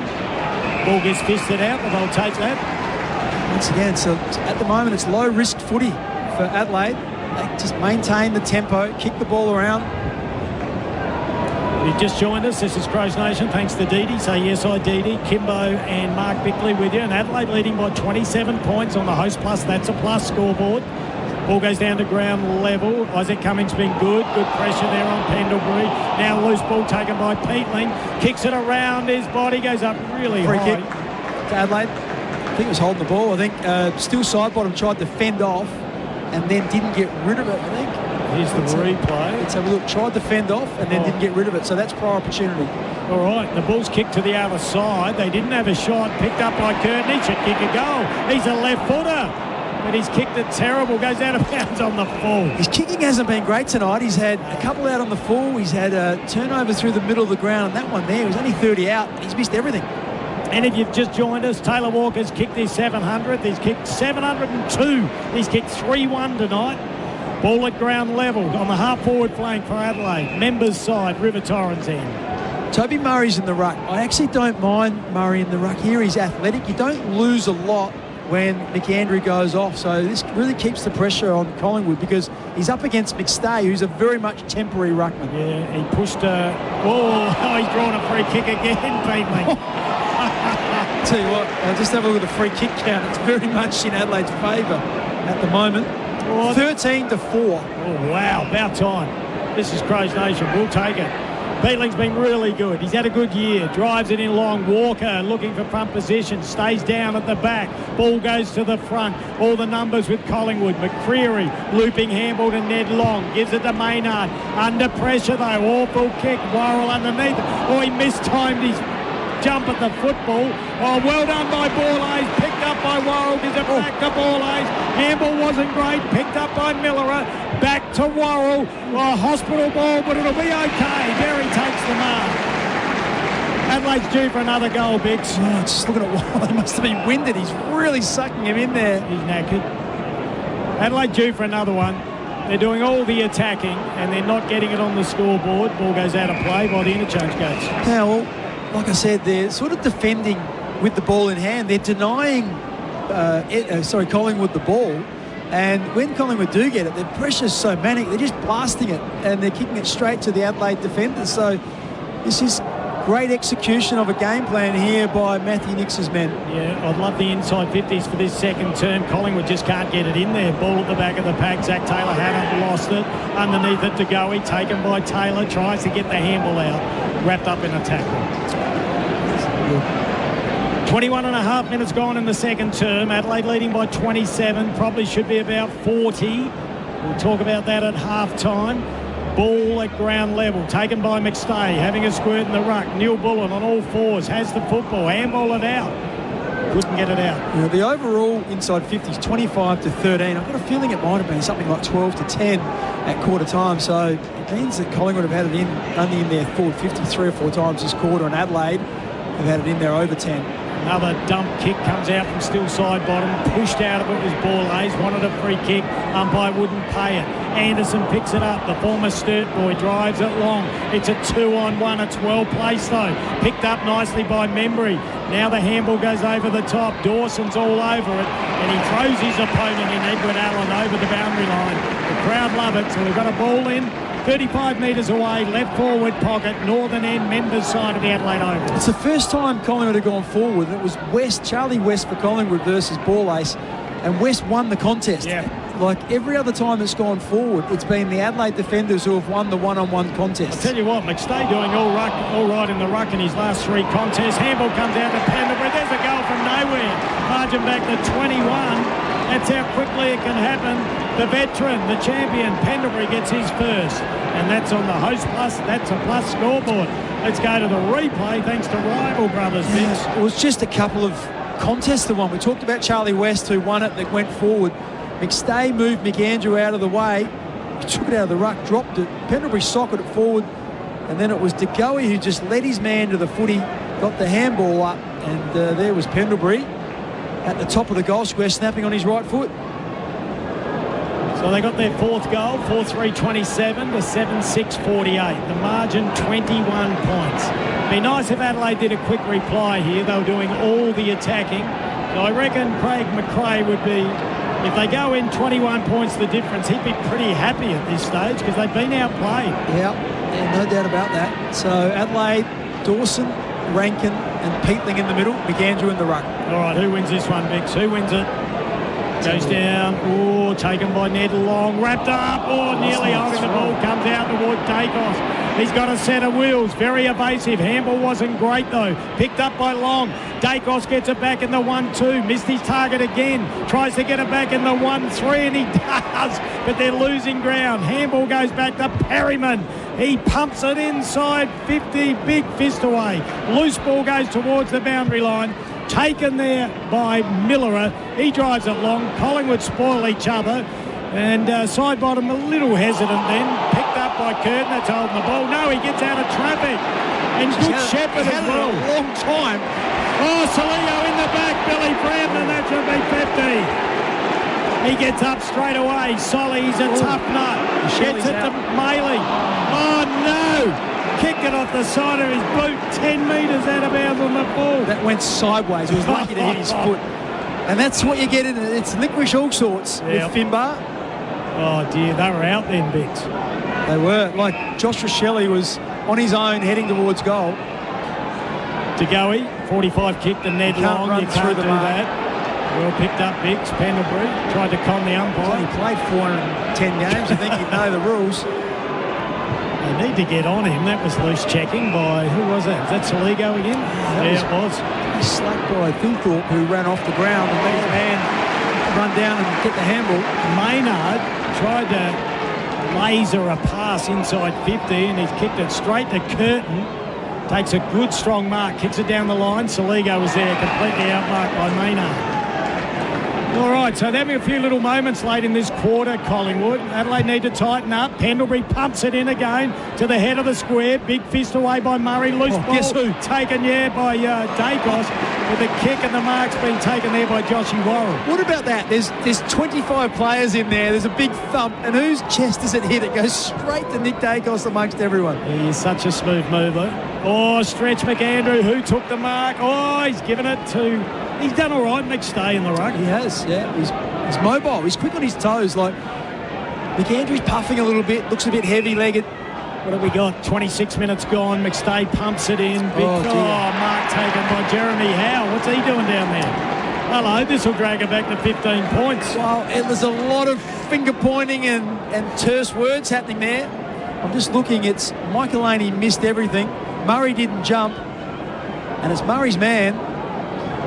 And he just got caught in all the mess. And Jeremy Howe's had a run-up at it and taken pretty much an uncontested mark amongst three players. Has not scored this year. He lines up. He puts it through the middle. Margin back to 15 points.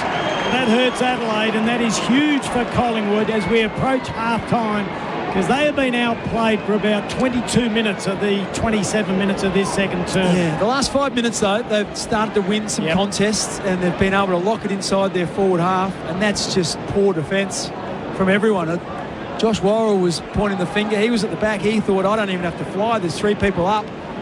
And none of the three Adelaide defenders got anywhere near the ball. So that's a big error. Yeah, we'll give that a McGain Real Estate Mark of the Night nomination. He won't win it, though, because he's from Collingwood, and this is Crows Nation. But we love the support we get from McGain Real Estate. If you're looking to buy or sell a property or have a rental property, get in touch with the team from McGain. 50 years this year, is it? Yes, 50 years. Yeah, great South Aussie company. Ball back centre field. McAndrew got up high, loose ball. Then he's got to do the roving. That was a brilliant pick-up and handball to Bickley. But his kick was intercepted, taken by Houston. They go forward again with a big torpedo, one-on-one. McStay front position. Ball at the back, bouncing through for a minor score. That cleared the pack. He kicked that from 15 metres inside the square, and it rolled and rolled and rolled. If that had been on target, that was a goal. Nobody touched it, but it went to the left of the goalpost. Margin back to 14 points now on the host plus. That's a plus scoreboard. Kick from Hawker Hahn. Mark taken there by Curtin. He's had a pretty good game. Peatling had it, lost it. He saw it was Finbar Maley and didn't want to give it to him. Big tackle by Peatling. We'll have a throw in down by the interchange gates in our interchange updates thanks to Uniting SA's winter appeal. Yep, 1 minute. The big card on the interchange bench with the 1 on it telling the players. Oh, Nixie, they had a close-up of him. He didn't look happy. Oh, they just handed back momentum in this last 5 or 6 minutes. And that one there was a kick that was going inside forward 50, was smothered off the boot from Houston and went forward to Collingwood. McAndrew then kicked mid-air. That was by Curtin. Ball goes forward. Dacos very clever. Peatling right on his hip and shoulder.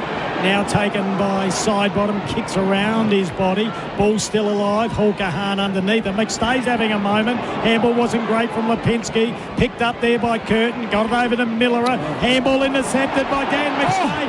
Check side goal. Goal of the year. Put it through. Margin back to 8 points. Here come the Pies. Was it out of bounds? He time broke the boundary line. Everyone's pointing to the boundary line. I'd be interested to see this because his legs and body were out, but did the ball go right out? Behind it. I thought it was okay. Here we go. No, that's in. Yeah, I think he's kept it in. That's in, and that's a great check side snap from about 35 metres out. And Adelaide's fallen into a hole. They've coughed up the last 3 goals. That one there didn't look great. Might have been out, but anyway, you can't really tell from... Umpire was only 10 metres away. That's right, you can't tell from here, but what a finish from McStay. You mentioned he'd been having a nice little purple patch. Well, that one there, he smothers the handball, he tiptoes along the boundary line, and then he does a left foot check sider right from where Eddie Betts kicked the goal of the year. I'll tell you what, that's going to be a contender. Yeah, that was against GWS when Eddie Betts did it. The ball back centre field, margin 8 points. Adelaide were leading by 27. Darcy Cameron grabs it, wrapped up in a tackle. Well, we talked about the 1 minute sign. They've now holding the 15 seconds signed up. So in the last 30 seconds, they've got a goal and they're going forward again. I know, but the ball's been taken by Nick Murray. Nick, be quick, and he just got it over to Dawson. Siren sound, and they will go in with a spring in their step, Collingwood. Adelaide leading by 8 points, 7-6 to 6-4, 48 plays 40. But that last 10 minutes was all Collingwood, and they did something that Adelaide couldn't do in the first 25. Hit the scoreboard. Just watching Josh Rochelle, he's running straight off the ground. All the other players are milling around, talking to each other. He's running straight down the race. I just wonder whether that knock he got to either his lip or his cheek or something, whether he might be going to get that stitched up or get some attention. He's had very little impact on the game, Rochelle. We haven't called him all that much. No, we haven't. We'll have a look at his stats. All right, we'll jump into a break. It's half-time here at the Adelaide Oval. It's bloody noisy, I tell you. This is Crows Nation. The Didi say yes, I Didi. Adelaide leading by just 8 points on the host plus. That's a plus scoreboard.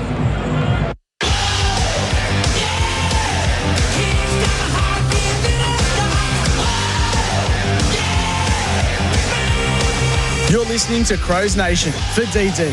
Say yes to going out after the game with DD. The rising cost of living is being felt by almost everyone. For many families, it's making it even harder to put food on the table, pay rent, and cover other essential items. As the pressure grows, more people are turning to Uniting SA's emergency assistance for support. With your help, they can provide food, warmth, and everyday essentials to people doing it tough this winter. Make a tax-deductible donation to the Uniting SA Winter Appeal. Visit unitingsa.com.au. Brilliant footwork, cutting inside, shoots, goal! What a strike! When your business needs its delivery goals met on time, don't risk it, ace it. Let Darren and the team at ACET Transport Solutions kick goals for your business by moving anything, anywhere. Operating South Australia-wide for over 4 decades, ACET Transport Solutions guarantee fast, efficient and safe deliveries with a huge fleet of rigid crane trucks, taxi trucks and semi-trailers. Book online in 3 simple steps at acettransport.au. Don't just send it, ace it. Looking for a corporate event or team building exercise that actually gets people excited? Think Paddle Fit at Adelaide's first paddle courts.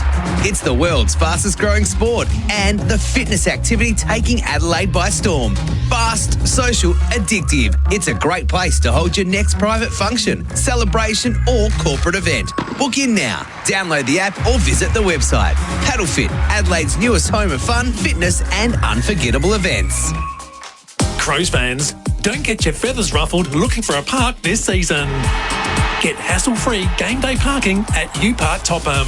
It's as easy as pre-booking your car park, then enjoying the short stroll to Adelaide Oval totally stress-free. Simply install the UPark app, pre-book, then park. And the best bit, it only costs $12. Guarantee your spot and make game day parking convenient and affordable. Install the UPark app today. It's a new era at the iconic Crown Inn because Renella's home of live sport is back, better than ever. After more than 170 years serving the Renella community, the sports bar has received a major upgrade.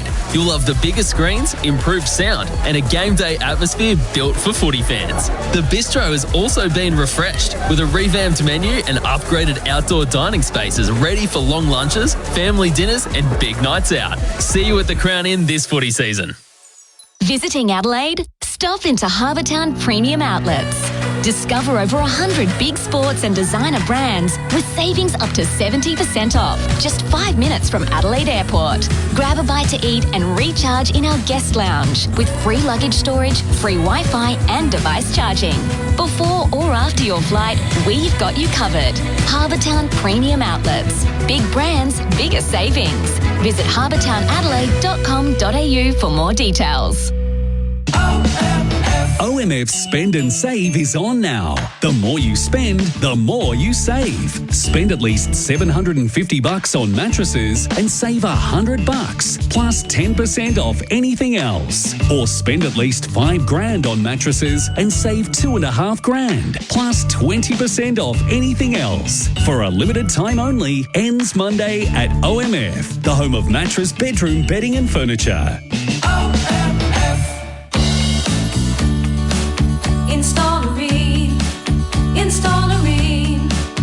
Installerine. For the hottest of hot party you've ever seen. Rain comes on steady, hot and strong. It just keeps on and on. Want the assurance of an Aussie family-sized electric water heater with a 12-year cylinder warranty? Installerine. Installerine. Then accept nothing less than Australia's best.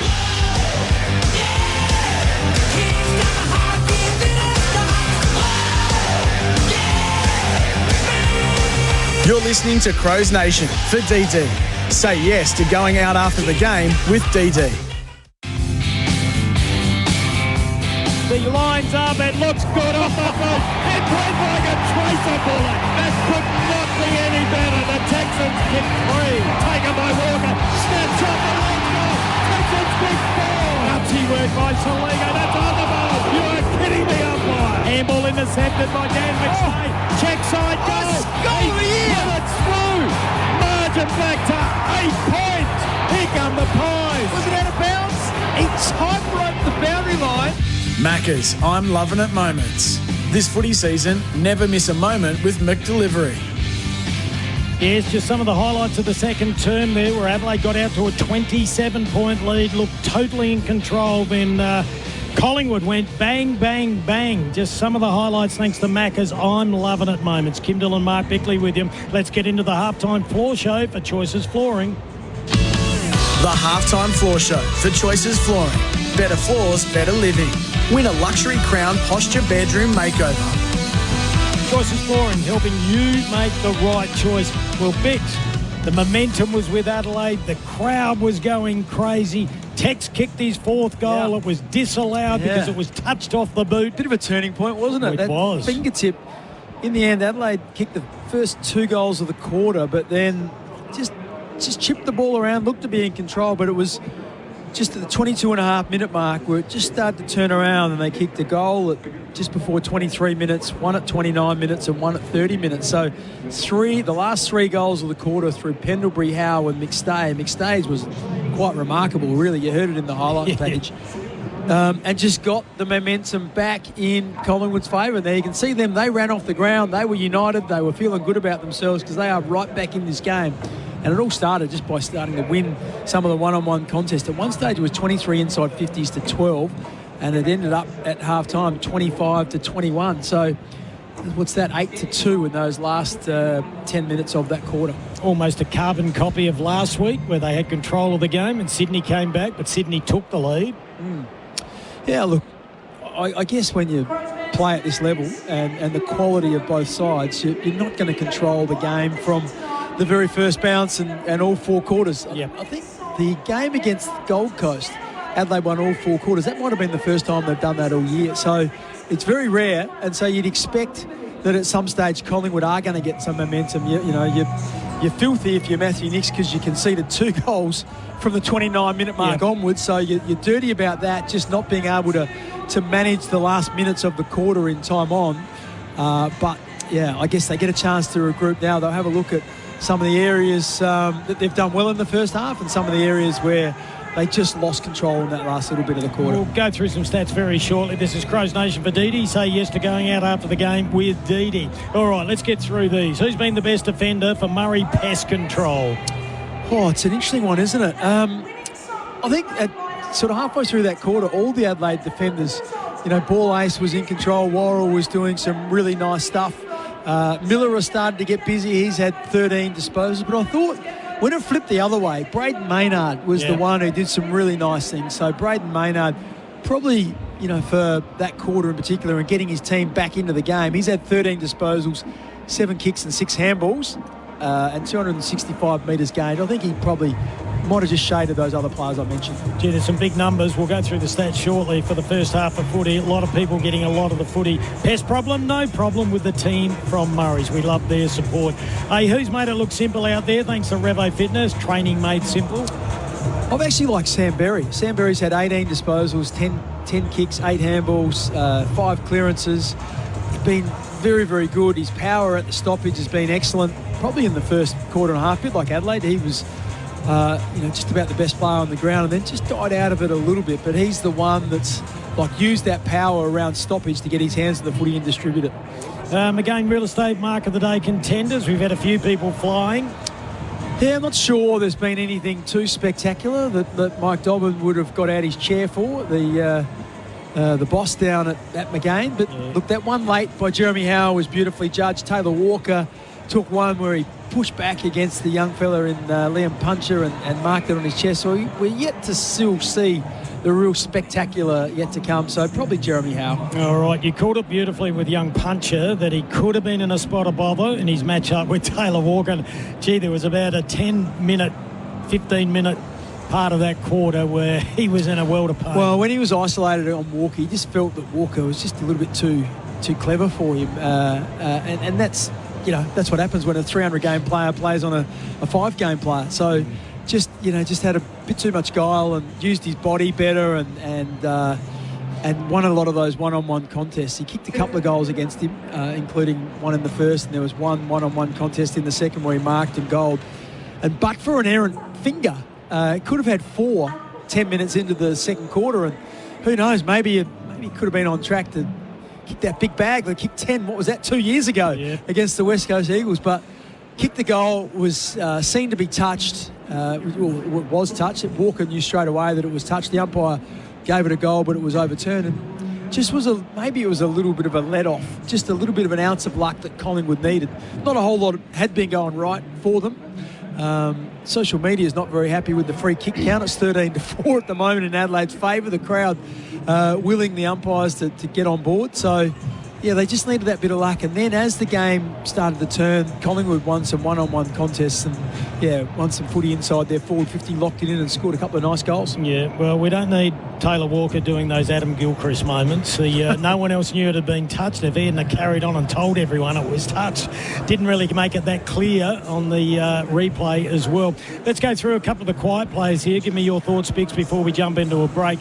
You got Toby Murray on 2 possessions, Josh Rochelle 2. We're not sure what's going on with him. Zach Taylor just the 2 as well. Finbar Maley 4, Max Michaelani 5. Yeah, so the thing about Taylor and Rochelle, they're at the end of the food chain. So they rely on, when the ball comes in long, the big players to get the ball to ground. Yep. And that gives them opportunities to be able to get onto it, win some crumbs and kick some goals. Now, part of that's been because Adelaide have taken some marks inside forward 50, so that's a good thing. So, if you're not needed because Walker and Maley and Philthorpe have all marked inside 50 and kicked goals, Walker's done it on multiple occasions. So that's a good thing. But there has been a couple of times where they've been outmarked, and that just means there's not the opportunities for those small players to get involved as much as they would like. So, yeah, it's Murray hasn't been bad in terms of some of his ruck work. So, he competed pretty strongly there, got his hand on it and was doing some nice stuff. But, yeah, probably needs to do a bit more. His 2. Bailey's had 4 and kicked a goal, taken a couple of marks. He's taken 4 marks as well. So he hasn't been disastrous for the big guys, but you still need a little bit more. Yeah, I reckon Zach Taylor, they've done a pretty good job. They've put a little bit of work into Josh Dacos, just the 8 touches from half-back, and he normally gets a lot more than that. This is the halftime floor show. Just finding the credit there. Thanks to Choices Flooring. The Crows are leading by 8 points. We'll take a break. We'll come back and we'll have a look at all the team stats. This is Crows Nation. Kim Dillon with you and Mark Bickley. The Crowies leading by 8.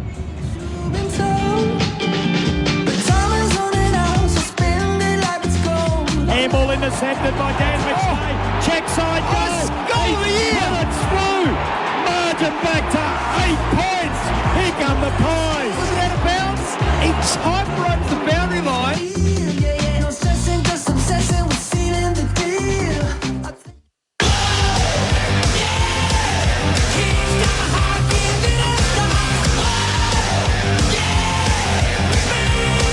You're listening to Crows Nation for DD. Say yes to going out after the game with DD.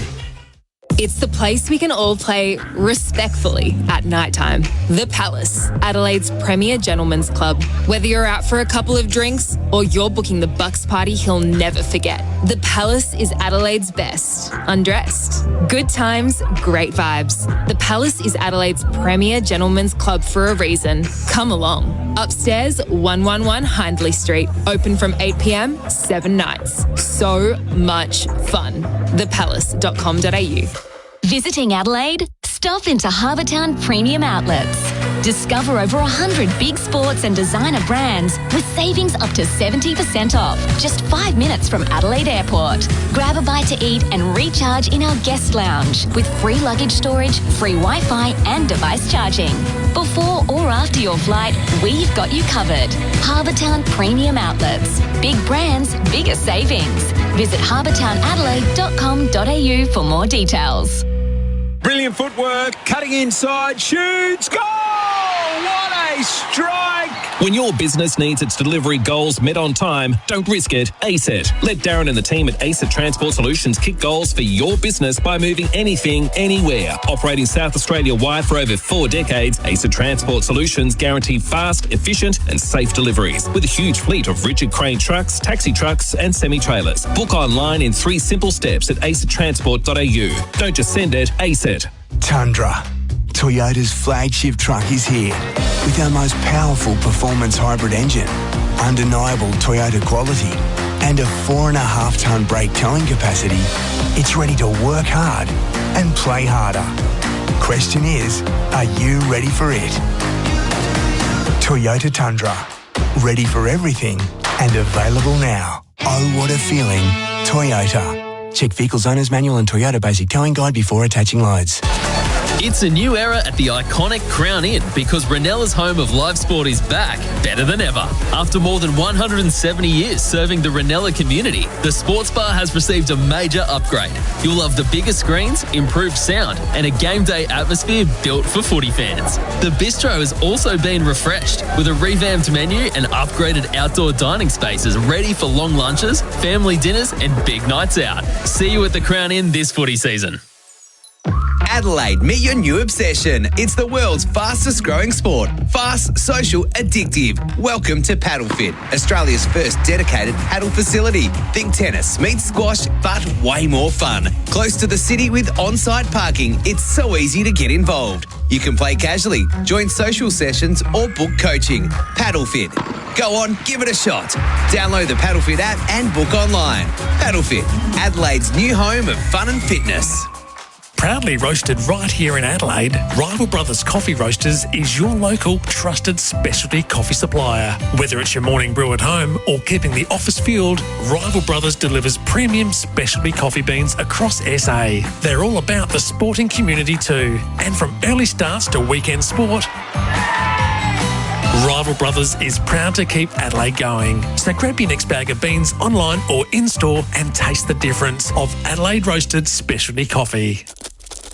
Ugh, that's enough to send shudders down anyone's spine. Are you hearing critters rustling around in your roof?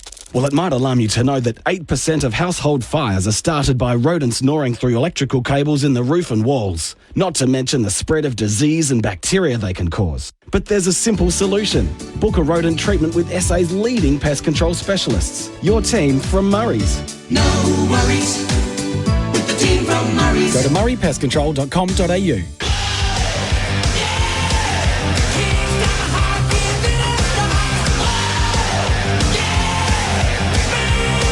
You're listening to Crows Nation for DD. Say yes to going out after the game with DD. Yes, welcome back to the Adelaide Oval. Kim Dillon and Mark Bickley with you. This is Crows Nation. Thanks to Dee. Say yes to going out after the game with Dee. Both teams back on the ground. We've got a band playing here. It's like a rock concert, Bix.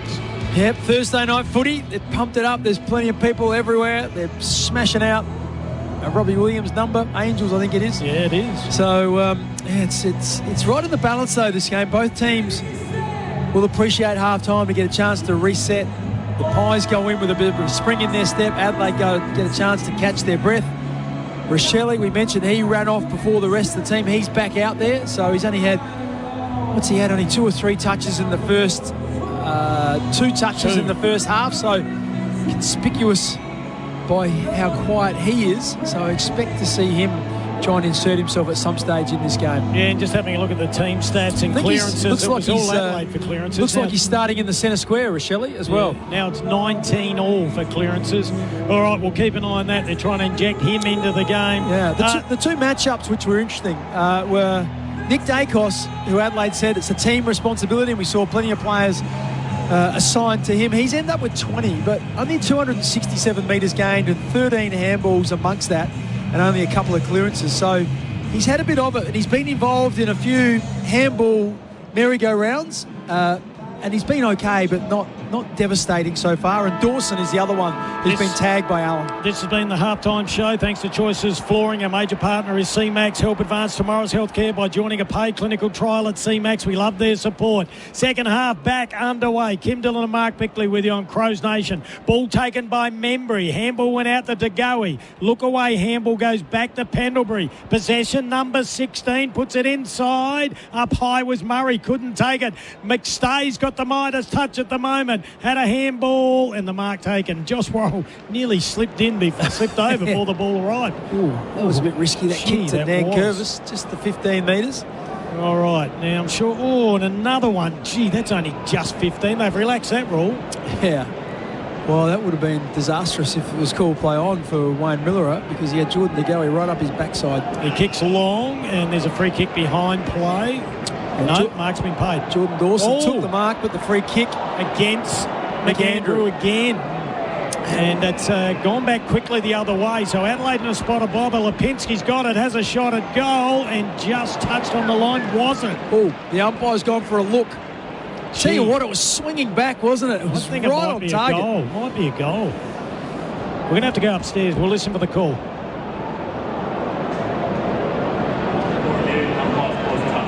Yeah. That's a poor decision by the umpire. Ooh. That is touched a foot inside. He's straddling the line, the goal umpire. Yeah. He's a metre away, and he couldn't tell whether it was touched or not. Well, I think they're scared to make a mistake now. We're excused because we're 250 metres away. We knew it would be close, but good work by Ball A's. All right, so Miller with the football now. Margin back to 7. That's the lowest it's been. If you've just joined us on Crows Nation, Adelaide got out to a 27-point lead. Big mark taken by Jeremy Howe. He kicked his first goal of the year, made the margin back to 8 points, I think it was, or 14 at the time. De Goey gets it. Maynard had a great second term. Drives it in along, 3-on-3. Ball-A's good spoil. Picked up by Miller. Good hands. Got it out to Nankervis. Gave it back to Ball-A's. He kicked it. Quaynor out position Saligo. Gee, they're all over Adelaide at the moment. Short kick into Josh Dacos. This will be their 4th entry if they go in here. Goes back wide to Pendlebury. This will be possession number 17 for him. Oh, De Goey gave him a great lead. He just waved him away. Now he puts it out to the hot spot. Oh, big leap by McStay. Taken by Rochelle. Handball in hope. More than good management. Didn't find a teammate. Look away play there from Harrison from Collingwood. Ball goes up forward again. Ball at the top of the square. This should be a goal. Great desperation. McCreary had it. Handball goes out towards Michael Lanny and it gets forced over the line. Margin back to one straight kick. Well, after Nankervis conceded a free kick last week, Michael Lanny was just waiting to be tackled over the line. He wasn't taking any chances. Well, that was a shocking call last week, I thought. Terrible. Ball comes out long. Frampton's been quiet. Another free kick. Oh, you're kidding me. Well, Dawson saying, hang on, I was held. Well, this, who says the umpires don't look at the the free kick count at half-time? Collingwood have had 3 already in this third quarter. Quaynor have a big smile on his face there. Gee, that's a soft free kick.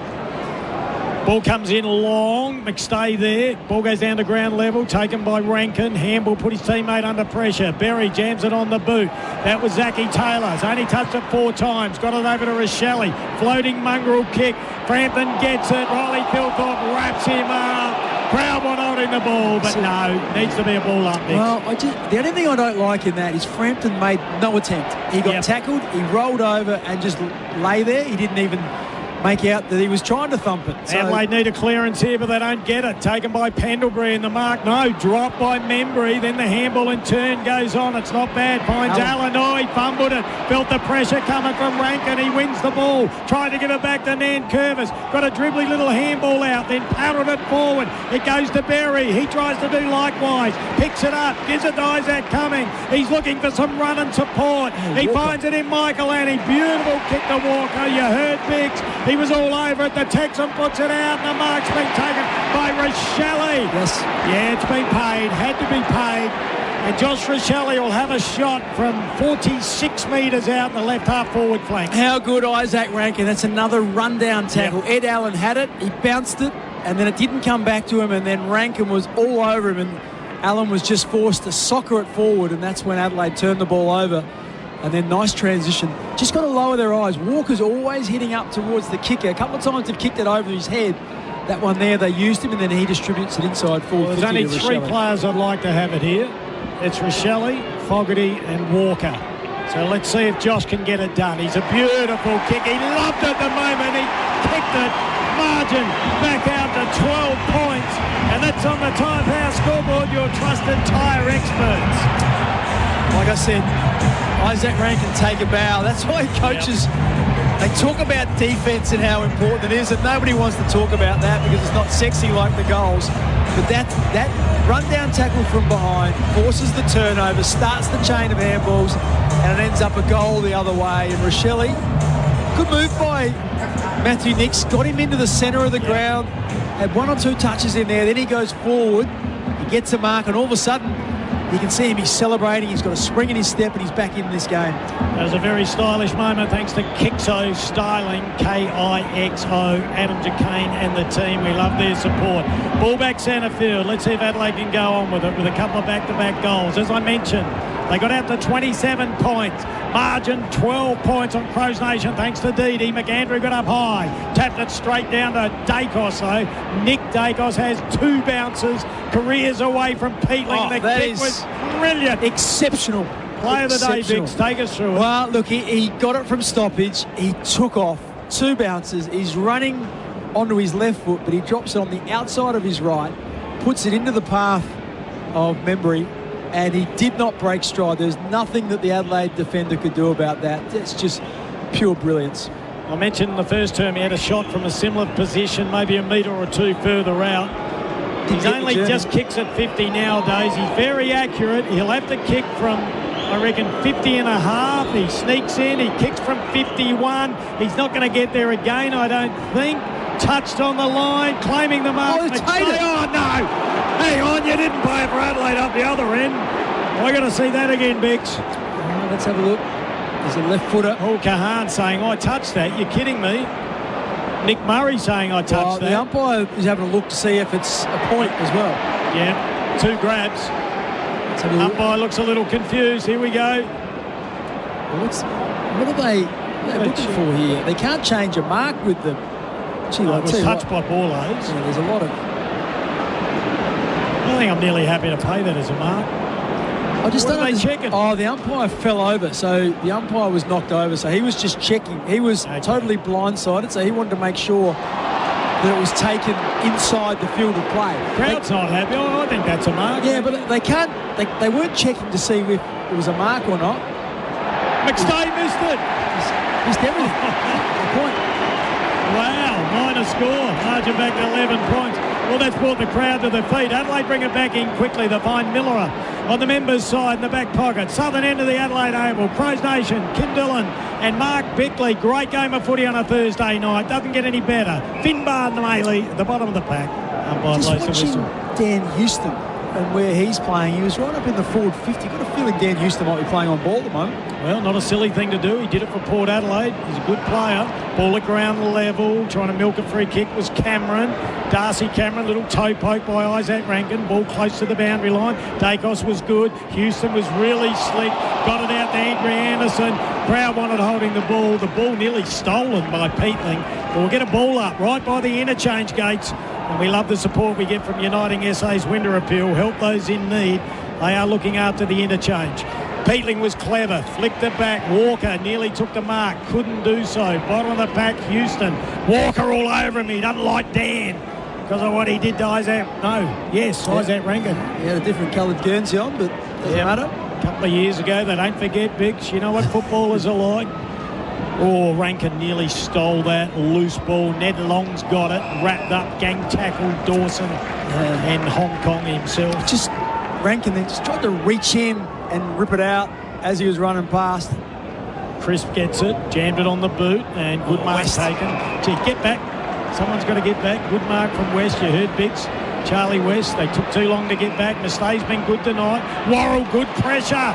Applied the pressure, affected the kick, but it's picked up by Still side bottom. He loves the goal, the veteran, and he's kicked it. Margin back to 5 points. That's the closest it's been since the first term.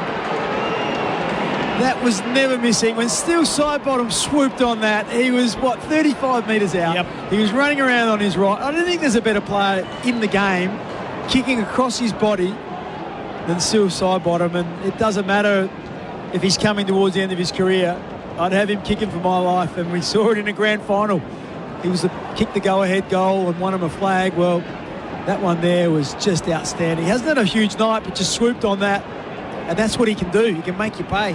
Great pressure. Just looked at the replay, thanks to Rival Brothers, keeping Adelaide going. Great pressure by Worrell on McStay. It affected the kick, and then Keys and I think it was Curtin. Yeah, just looked at each other, didn't know which one should go for it, and still said, I'll take it. Swooped through. All righty, centre clearance is all important. They're pretty even. Bix will give us those shortly. Ball goes to ground level, taken by Darcy Cameron. Too clever, jams it on the boot. Up the centre half forward, Peatling. Educated, looping handball. Over to Hall Kahan. Gets it over to Curtin. He's been good, apart from his kicking, but that was a good one. Found Isaac Rankin, got it to Hall Kahan. Now he spears out a pass, missed his target though. Big Ibis isn't quick enough to get there. Josh Dacos takes it, gives it to Darcy Cameron. Back to Nick Dacos. Oh, they've got a feel about him at the moment. Collingwood, Dacos off the side of his boot. Finds McCreary, doesn't get a lot of it, but normally uses it well. Nankervis, mark's taken. Great kick. Great mark taken there by Harvey Harrison. And this could put Collingwood in front. And this is where the three tools are hurting. The ball goes in, it's a ground ball to Murray. He can't get a handle on it. And Josh Dacos just swooped away, no pressure. A chain of handballs. His brother Nick gets it, has a few bounces, and all of a sudden it's an uncontested, or an almost uncontested mark to Harrison at the other end. I'm not going to blame the Big Ibis there. It was a terrible kick inside. But there's no pressure. The minute he didn't mark it, they just unable to get pressure on Collingwood. 1 goal, 2 he's kicked, Harvey Harrison. And he's missed it. Adelaide hold on. They lead by 4 points. What is it about these two sides? There's only ever a goal or two in it. Yeah, well, it's a tight game now. Collingwood turning the screws. Adelaide can't get it in their front half. So momentum with Collingwood, there's no question of that. So will Adelaide just keep continuing to roll the dice, or will they go into their shell? Hall Kahan kicks long. Darcy Cameron's been a factor. Takes a good mark. He juggled it over the boundary line, the boundary umpire is saying. Yeah, might be right too. I think it bounced off the shoulder maybe. Yeah, well, that's a lucky one for Adelaide then. They've just lost their courage, Adelaide, with their disposal. They're just going and kicking it straight down the line, and that's where Cameron's set up. They've got an outnumber behind the ball, so they're playing into Collingwood's hands. This is their modus operandi. Good pressure, force you to bang it long. Toby Murray got the front position there. Umpire blew the whistle. We'll have a ball up just in advance of centre for Collingwood on the members' wing. Darcy Cameron got it. Stolen beautifully, though, by Rankin. Chips out a kick. Brilliant kick to Walker Gilthorpe. They need to get him into the game. It goes in long. It's not a great kick. Walker's from behind. The free kick for a chop. It wasn't a good kick from Philthorpe, though, at all. No length on it. Yeah. So let's have a look at this one. Was it a free kick? Yeah, Chop of the arm. Left arm over the shoulder. Yeah, you can't do that in the modern game. So ball transferred to the outer side. Josh Dacos, only 8 touches in the first half, finding a bit in the third. Kicks it to Perryman.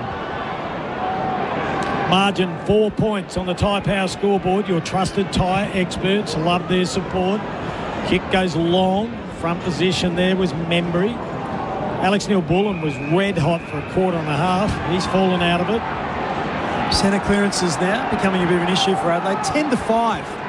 It was about 5 all, so I think Collingwood won the last just 4 or 5 in a row. You're normally really good with the crowds, Bix. I'm just having a look around. She is chockers. The hill is chockers. Over 52,000. Well. Yeah, I think you're right. Handball by Alex Neil-Bullen. Keys nearly through it. Nankervis put his head in there, hoping to draw a free kick. Umpire blows the whistle. We'll have a ball up in the middle of the ground.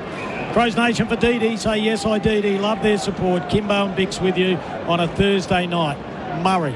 He's getting monstered at the moment in the ruck. And now it's picked up by Maynard. Smothered off the boot. Dacos fell over. Socketed off the ground. Ground thought it was holding the ball. I think it was fair enough. So this is the issue. When Adelaide don't win clearance, they struggle to transition the ball. So they're so reliant on winning the ball at stoppage to get it going forward.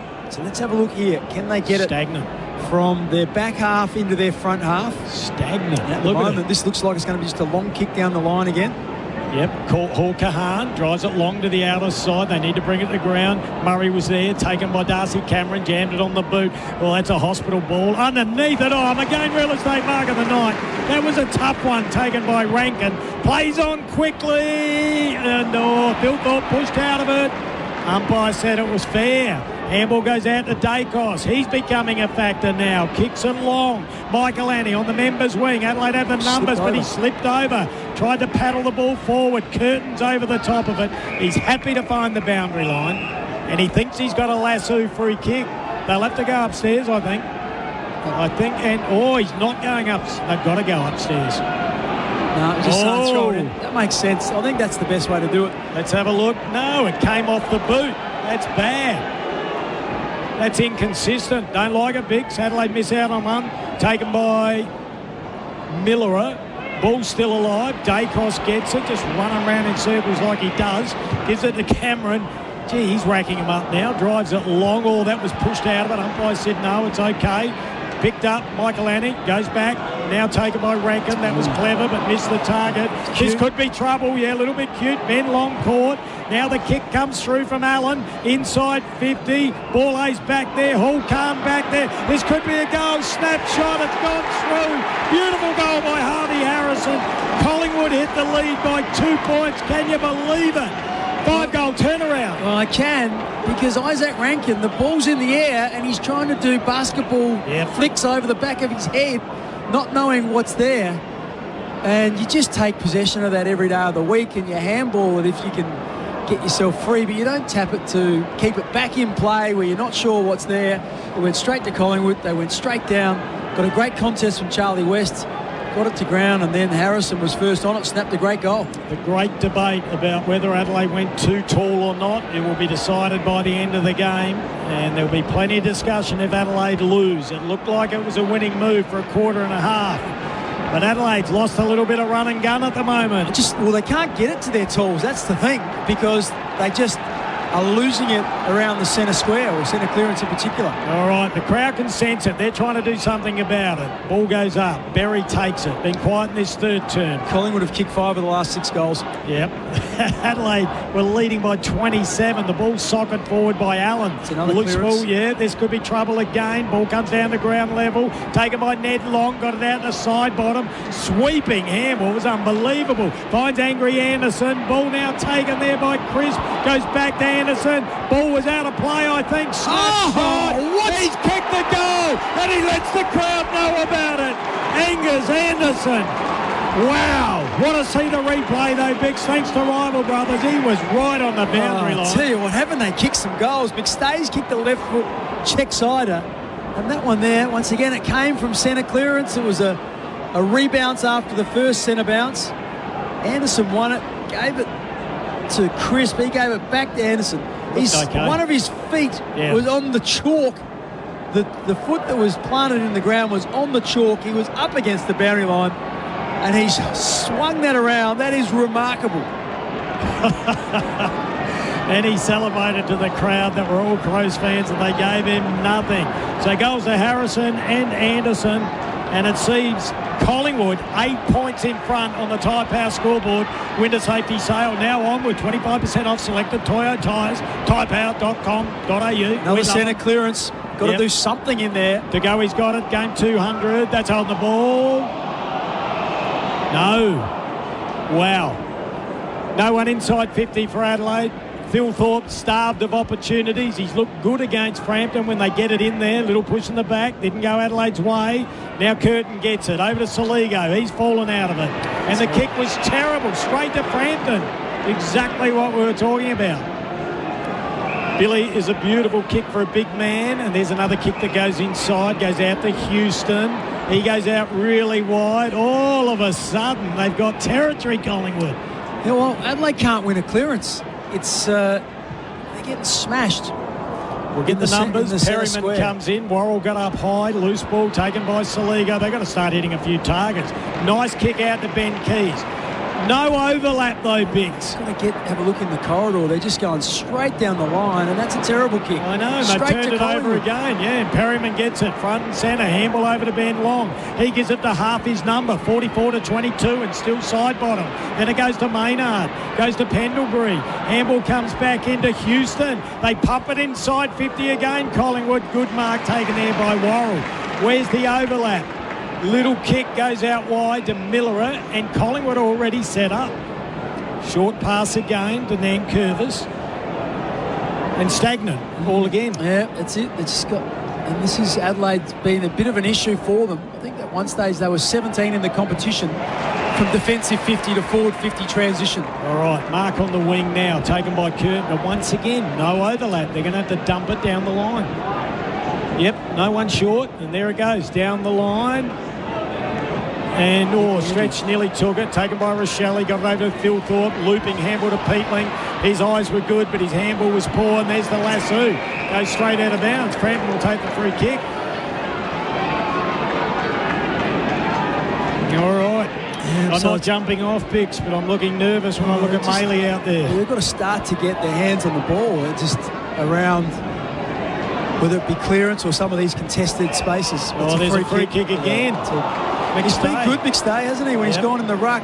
Just been... have a look at this kick too. A bit too dexterous. And that's a beautiful kick. So they're going to win another one. I get the feeling they're going to get another goal here, Bix, because I reckon... have a look at this. Quick handball. Will stay with the play. Goes to Lipinski. Now he spears out a pass. Have a look at it. The Degoe.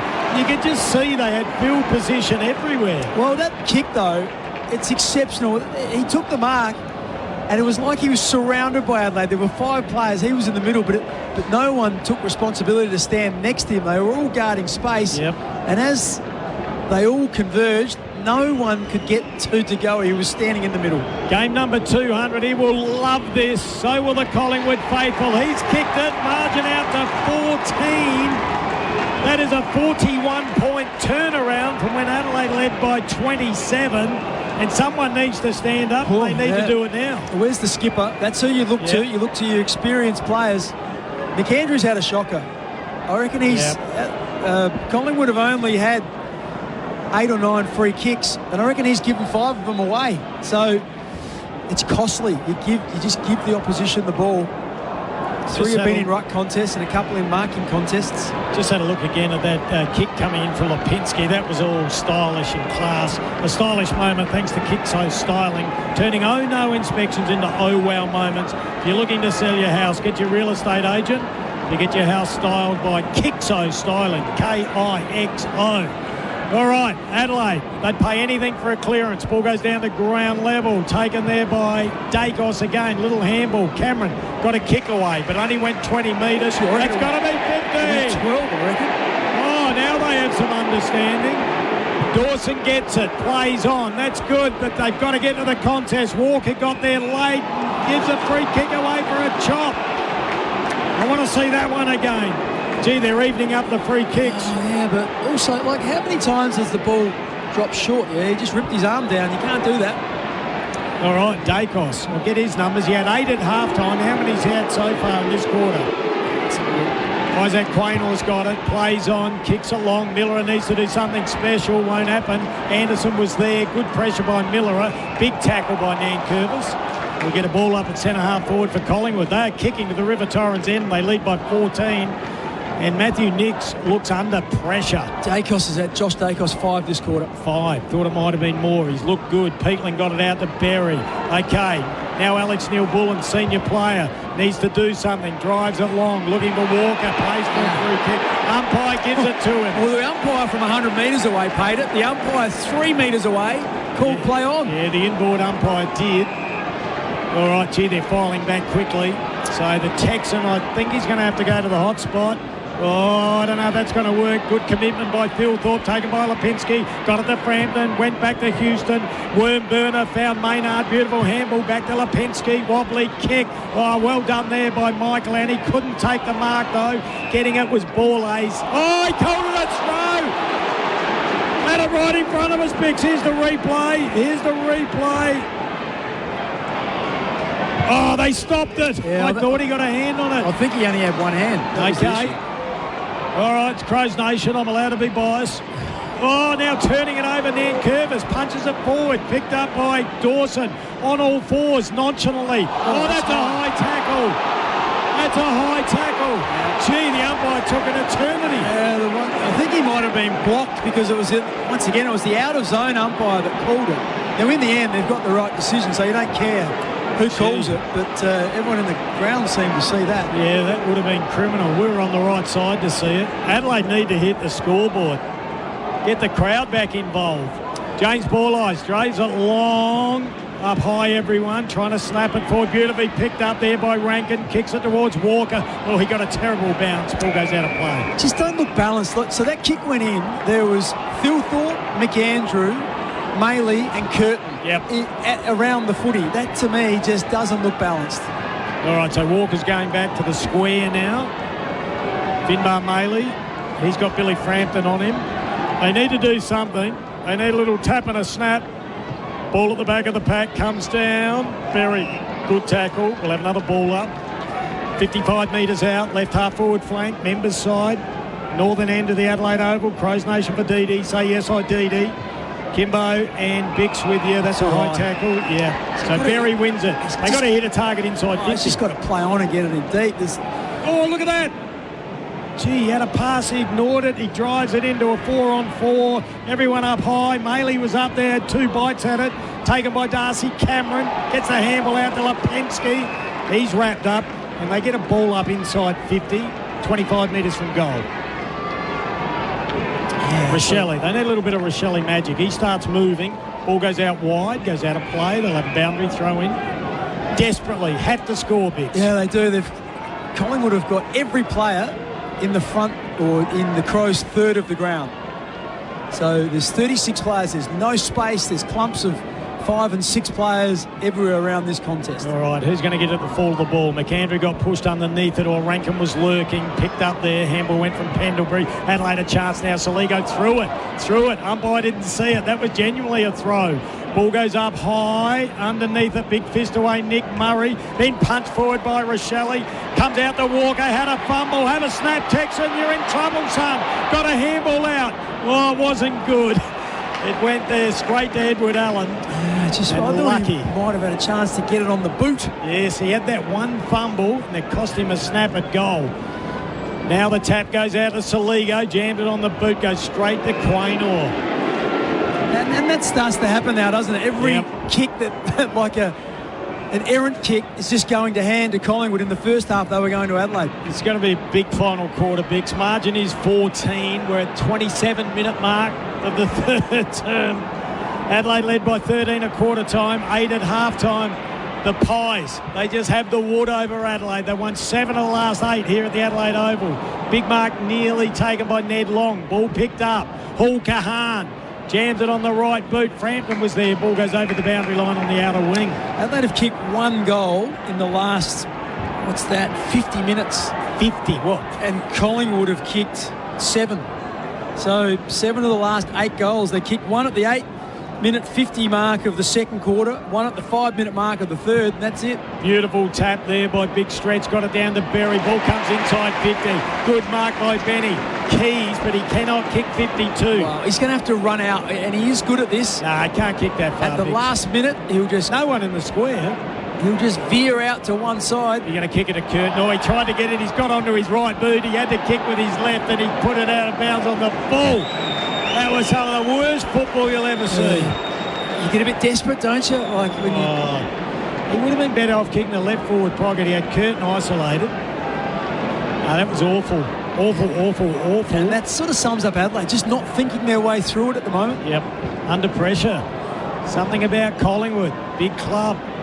Adelaide need to learn to cope with pressure. They've just been disciplined and they're all on the same page. They just look really well organised and well drilled. And I know everyone says that about Craig McRae and the way he goes about it, but it's super impressive.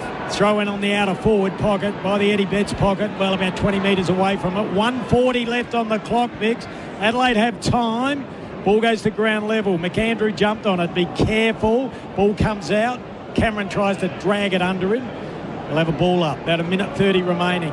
85 metres away from the Adelaide goal on the outer half forward flank. Crow Nation for DD. Can they do something special? Taken by Berry. Jams it on the right boot. Kicks it really high. It goes inside 50. Yes, it's a mark. Finbar Bailey takes him again. Real start. Mark of the night. It could go anywhere. He's kicked one. Bix, what will happen? Your guess is as good as mine. I'm going to say he's going to kick it. Well, his last attempt was very good, but then since then he's taken a mark and kicked it sideways off the side of his boot out of bounds on the full. So, like we said, he's a bit of licorice all sorts, but do the Adelaide Crows need one here? Oh, they do. To go in at three-quarter time and the margin be only 8 points. He kicks from 48 metres out. He's not going to get there. Oh, it's punched back in play. Walker's kept it in play. Goes towards Zach Taylor. Goes to Keith. Snapshot! All right, it's something out of nothing. They're pointing to the post. They're saying it's hit the post. Well, we'll go upstairs. Here we go. If not, it's a goal. Oh, the goal umpire saying he thinks not Benny Keys robbed again. Hang on, we'll go upstairs. I thought it got punched in. Or gone over the line. Walker keeps it in. Yeah, it looks like it's not over the line. Well, I think this will be a goal. Looking at this angle, we can see the ball does not cross. It's going to be a goal. Well done, the Texan. A goal assist. Benny Keys gets it. Margin back to 8 points. Wow. Talk about breaking the momentum, and what a way to do it. And Collingwood will be angry at that because that's a regulation spoil over the line. Yep. And I've just finished saying how organised and disciplined they are. And it's little things like that where you just let your guard down for a second. It was Frampton who just didn't make sure that it went over the line. Mainly didn't kick the ball all that well. It was missing to the left. Yeah, Walker really kept well. it in. And good hands by Zachy Taylor to get the handball over the Keys. So the Keys gets one in his 150th game for the Adelaide Football Club. Margin back to 8 points. Try and work out how much time we can't see on this clock. We've had 31 and a half. Calling from a different box tonight. We've had a few score reviews. We have. Right, we're going to be in for a cracking final quarter. Thursday night football, the eyes of the nation on this game. Getting up high, McAndrew went down to Berry, looked for a free kick. Ball paddled out. First player there picked up by Berry. Goes one way, then the other, then wheels around onto his right. Beautiful kick to find Rankin. They need to go quick. They want 50. They don't give it. Rankin kicks it up really high and wide out to Walker. Couldn't take it. Loose ball at ground level. Texan had it. Lost it. Cumming was good. He's kept it in. It goes out of play. And we've got 15 seconds left.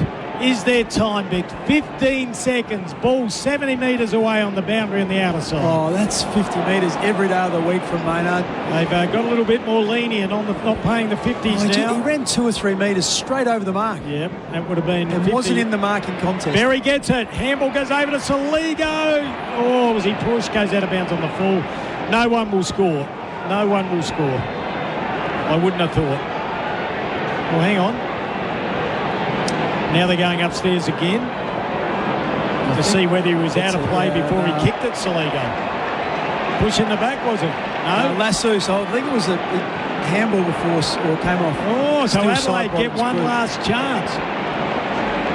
Oh, gee, there's only about 2 seconds to go. 2 seconds.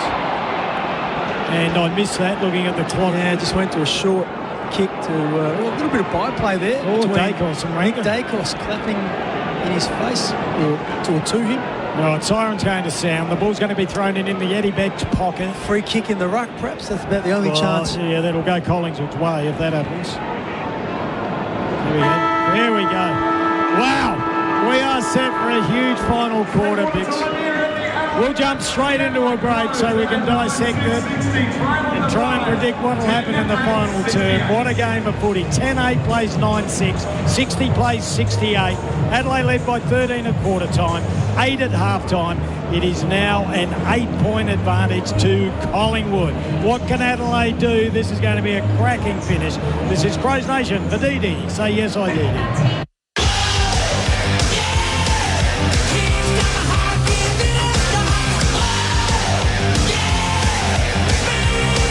You're listening to Crows Nation for DD. Say yes to going out after the game with DD. Running towards goal. Whoa, that's holding the ball. That commentary with a little adult twist is brought to you by Sexyland. They get it, now so can you. Right to the final siren. Australia's biggest range of sexy costumes, lingerie, couples toys and fun gifts and games for adults. Sexyland. Open till midnight, 7 days a week in 3 locations, including St Mary's Store. Or shop online for 2-hour delivery at sexyland.com.au. Take me now, Sexyland. Hello, Frank Walker from National Tiles. The National Tiles famous annual half price clearance is on now. Right now, rush into National Tiles and pay half price for hundreds of beautiful National wall and floor clearance tiles, all with our exclusive lifetime guarantee. Yes, right now, rush into National Tiles for our famous half-price annual clearance on beautiful National wall and floor clearance tiles. But you'll have to be quick, so rush into National Tiles or go online now and save. Conditions apply. Brilliant footwork, cutting inside, shoots, goal! What a strike! When your business needs its delivery goals met on time, don't risk it. ASET. Let Darren and the team at ASET Transport Solutions kick goals for your business by moving anything, anywhere. Operating South Australia-wide for over 4 decades, ASET Transport Solutions guarantee fast, efficient and safe deliveries with a huge fleet of rigid crane trucks, taxi trucks and semi-trailers. Book online in 3 simple steps at asettransport.au. Don't just send it, ASET. It's a new era at the iconic Crown Inn because Renella's home of live sport is back, better than ever. After more than 170 years serving the Renella community, the sports bar has received a major upgrade. You'll love the bigger screens, improved sound, and a game day atmosphere built for footy fans. The bistro has also been refreshed with a revamped menu and upgraded outdoor dining spaces ready for long lunches, family dinners, and big nights out. See you at the Crown Inn this footy season. Crows fans, don't get your feathers ruffled looking for a park this season. Get hassle-free game day parking at UPark Topham. It's as easy as pre-booking your car park, then enjoying the short stroll to Adelaide Oval totally stress-free. Simply install the UPark app, pre-book, then park. And the best bit, it only costs $12. Guarantee your spot and make game day parking convenient and affordable. Install the UPark app today. Did you know that groundbreaking treatments come to life thanks to people like you and me? That's right, we hold the power to change lives. Your participation in a CMAX trial today can contribute to discoveries that could pave the way for better prevention and treatment of diseases tomorrow. CMAX values your safety, comfort and time above all. All participants are paid about $400 per night for their contribution. Keen to see if you would be eligible for a CMAX trial? Log on to cmax.com.au. That's cmax.com.au. Proudly roasted right here in Adelaide, Rival Brothers Coffee Roasters is your local trusted specialty coffee supplier. Whether it's your morning brew at home or keeping the office fueled, Rival Brothers delivers premium specialty coffee beans across SA. They're all about the sporting community too, and from early starts to weekend sport, Rival Brothers is proud to keep Adelaide going. So grab your next bag of beans online or in-store and taste the difference of Adelaide roasted specialty coffee. Ever tried online dating? But when they show up, it's not quite what you expected. That's exactly what digital staging feels like for home buyers. In today's AI world, don't let your first impression be an oh no moment. Kixo Home Styling create real spaces that deliver an oh wow feeling using the latest furniture and styling design to impress. Even better, there's no upfront cost. It's all settled when your property sells. When you're selling, tell your agent you want Kixo. That's KIXO.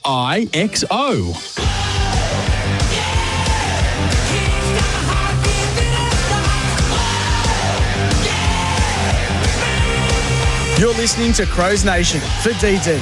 Say yes to going out after the game with DD. See if Josh can get it done. It's a beautiful kick. He loved it at the moment. He kicked it. Margin back out to 12 points. But it's picked up by Phil Sidebottom. He loved the goal. And he's kicked it. Angry Anderson. Ball without a play, I think. He's kicked the goal. And he lets the crowd know about it. Angus Anderson. Wow. Goes towards Zach Taylor. Goes the keep. Snapshot. And makes something out of nothing. Macca's, I'm loving it moments. This footy season, never miss a moment with McDelivery. Welcome back to the Adelaide Oval. This is Crows Nation for DD. Say yes, I DD. Kimbo and Mark Bickley with you on a Thursday night. This is a cracking game of footy. You heard the highlights in the third term thanks to Macca's. I'm loving it moments. Collingwood leading by 8 points. They did get out to a 14-point lead. Adelaide led by 27 in the second term. What's going to happen, Bix? Well, who would know? It's both teams have had periods of domination at different stages in the game, but at this stage it's Collingwood who have been on top. Adelaide have been outstanding in their positions, might I add, for about 35 seconds. Yeah. Collingwood have just broken up now. You just sort of feel it's a momentum game. If one team can get a couple in a row, they could just run away with it. I'm just not sure who that's going to be. So at the moment, though, you'd have to say Collingwood. I reckon the last... Would you? I think so. I reckon the last... probably 55 minutes. They've kicked 7. Adelaide have kicked 2 or 3. No, I think it's got a touch of the SCG last week about it. It looked like Sydney were going to overrun Adelaide. Well, if Adelaide are going to do it, it's got to start in the centre square because they got obliterated in that third quarter and they're losing 11-5. All right, let's see if they can get this one. McAndrew got it, tapped it down to himself. He's wrapped up in a tackle by Darcy Cameron. McAndrew has a superior height advantage, but he hasn't taken advantage of it. Too much footy now at the moment for Cameron. Now taken by Big Stretch. Jammed it on the boot. Little nudge there. Mark's been paid to Perryman. Gee, that was a push in the back. But this is Crows Nation. Thought it came off of Rochelle's hands. Maybe got a touch on the way through. Perryman kicks it long out to the members' wing. Miller resets himself. Oh, had it. Lost it. Gee. Now it's been taken. Oh, that's holding the ball. Massive tackle by Josh Worrell on DeGoey. He was off to the races, DeGoey, but that's a huge tackle. Yeah, so just the change in style there from Adelaide. It was a handball received to Michaelani. Hits up a leading Thilthorpe.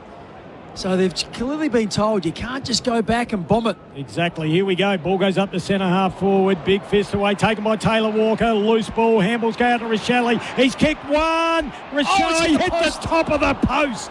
So the margin back to 7 points. Some slick hands by Walker. It was sort of under the armpit of the Collingwood defender, and then Curtin ducked back inside and gave a little sort of low handball, and Rochelle did really well to drag it back as far as he did on the left foot. All right, Adelaide need to keep it inside 80. They can't let Collingwood take it out their offensive area as easily as they have been. The ball goes long underneath a good mark by Curtin. I liked his game. Got good aerial strength, hasn't he? He's a weapon for a wingman. Plays on quickly. Oh, it's been intercepted by Jack Crisp, and it goes over the boundary line. Kicking again. He's just let himself down with his kicking. I'll just see if I can look at his disposal efficiency. Hasn't been great tonight. It's probably 4 or 5 times. Just hasn't been quite to the level we would like. All right. Adelaide needs some clearance. And they need it from this boundary throw in. They've got to put some scoreboard pressure on Collingwood. McAndrew got up high. Ball came out to Saligo. Punched it inside 50. In there is Quainer. Good pressure there by Benny Keys. Ball goes over the boundary line. About 45 metres away from Adelaide's goal on the outer side. Yeah, this is where they just have to keep the pressure. So we talked about it, different stages. Both teams have dominated territory. First quarter and a half, it's Adelaide who had it in their forward half. And then the last quarter and a half, it's been all Collingwood. McAndrew couldn't get a tap to it. Ball goes down to ground level, taken by Crisp. This is good. 281 consecutive games. Yeah, just creating some pressure now, Adelaide. Repeat stoppages. I thought McAndrew was going to give a free kick away. Taken by Crisp. Jammed it on the boot. Kicks it out to the outer wing. Nice work there. Oh, intercepted by Murray. Murray drives it long. Goes to the forward pocket. And the mark taken. Oh, it has to be paid to Puncher. Walker got his arm. Yeah, so it's been a lone hand by Taylor Walker. You wouldn't know they've got 4 tools. It seems like every time it's Walker against the field. Yeah, it was 2-on-1 then. Howe was there. He brings it. Oh, the ball goes back to him in the goal square. Now he comes back out to the member side. This might be all right for Adelaide. Oh. No, still side bottom. Out position, Isaac Cumming. Isaac Cumming looked around to see where side bottom was. It just the ball was dropping short. If he had just looked at the ball and gone at it, he would have marked that. I'm with you. Kick goes down the line. Looks a good one. Big fist away there. Goes out to Dacos. Handball over the head. Missed the target. Adelaide might be a silly chance. No, McCreary. Too much power. Explodes away. Jams it on the right. The ball has to come to ground level. Taken at the back there by Worrell. Went one way, then the other. Comes back to the members' side. Gave it to Borlase. Wasn't good. Hawker Hahn. They're under pressure, Adelaide. Oh, wobbly kick forward. Cumming needs to be really good. Came off his boot. That'll be the lasso. Oh, no, you're saying it above the knees. Oh, that is a lucky break for Adelaide. Right in front of our commentary box here, Crows Nation. No, I reckon it's below.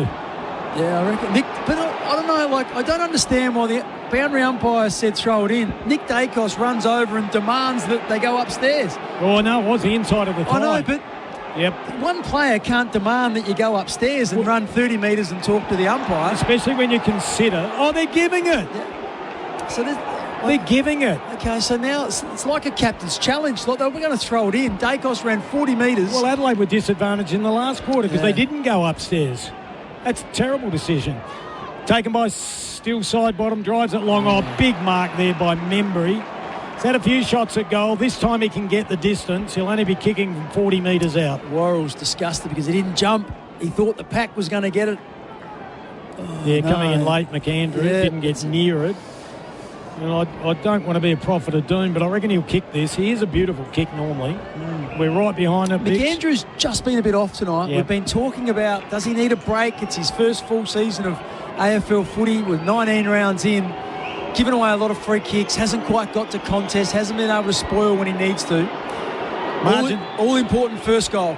Margin 7 points. It goes out to the right. It stays out there. They need to punch it over the line. The ball's still in play and eventually goes out in the right forward pocket. Yeah, Houston down there again. Point would have been nicer. Alrighty, no score at all. So we're going to throw it in the right forward pocket in front of the old scoreboard, which says 9-7 to 10-8. Collingwood leading. Ball at ground level. McAndrew there. Socket off the ground by Worrell. Ball still alive. Taken by Chris. Now big tackle. Handball comes out. Stolen there by Worrell. Jammed it on the boot. Goes out wide. Quainer. He's been great, hasn't he? Yeah, he's been solid. Just, they're winning the one-on-one contest. That's a genuine one-on-one 50-50, and Quaynor just too strong for Rochelle. Takes the mark. Yep, worked him underneath the footy. He's 85 metres out. Kicks to the right forward pocket. Adelaide have the numbers. Ball fisted away. Still in play. Houston there. Ball ace takes it over the line. Throw in the right forward pocket. Margin 7 points to Collingwood on the Mate Internet and mobile scoreboard. Yeah. Love their support. It goes without saying, doesn't it, how important the first goal is for Adelaide. It gets it back to almost square. If Collingwood get it, puts that nice little buffer there. All right. Oh, a hammer kick there. Not sure who it was. Went up really high. Goes just outside 50. Rochelle nearly stole it. Taken by Neil Bullen. Run provided by Benny Keys. Goes back into traffic. Had no one to give it to. Gives it to Michael Annie. Puts him under pressure. Now he has to run. Kicks really high. It's not a good kick. Terrible. And a great mark by Frampton opposed to Walker. Tex had to bring it to ground. Well, it was 30 metres in front of him. Like, it was just, the kick went 35 metres from Michael Annie. All right. Oh, there was nearly a push there, not paid. Cameron got the handball out to Houston, though. Little 50-50 balls and wins going to Collingwood now. This is danger. Ball goes up high, down to ground level. Houston. McQuarrie came through, nearly tackled when he didn't have it. Rankin over the top of it. Socket off the ground. The ball's still alive. Only 10 metres out, and the ball goes out of play in the right forward pocket. Another boundary throw in. McQuarrie hit that contest. Oh, didn't he? First I thought it was Houston, but I thought he was just going to pick the ball up and spit straight through 2 or 3 Adelaide players, but just got enough body on him. All right, who's doing the ruck here? Is it McStay? Yeah. No, it's not. It's Cameron. Used his body well. McAndrew got his hands on it, though. Goes down to Chris. Ball still alive. Michael Annie got it. Good hands by Curtin. Got it over towards Rankin. Jams it on the boot. Once again, Quaynor was the destroyer. Knocked it straight down to Dawson, though. He kicks. There's nobody home. It's all Collingwood in the middle of the ground. Still side bottom gets it. Gives it to Jeremy Howe. He gets it back in the 1-2 side bottom on the members' wing. All the time in the world.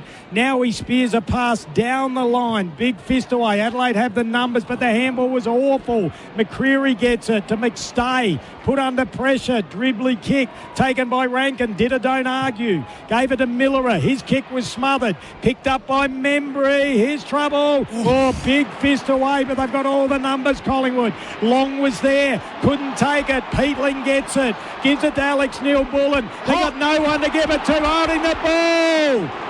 Wow, and they play on. Dacos takes it 49 metres out. He loves a goal and he kicks it. Of course he does. Oh, of course he does. He is just a star, but how good Dan Houston. And Adelaide have just lost their shape. They lost all their shape ahead of the ball. There's been no one there. 3 times they've come out, they've looked up and just seen Collingwood players. So Alex Neil-Bullen had nothing to kick to. So he's running a zigzag. He's holding on to it, waiting for someone to present. He gets run down from behind from Houston.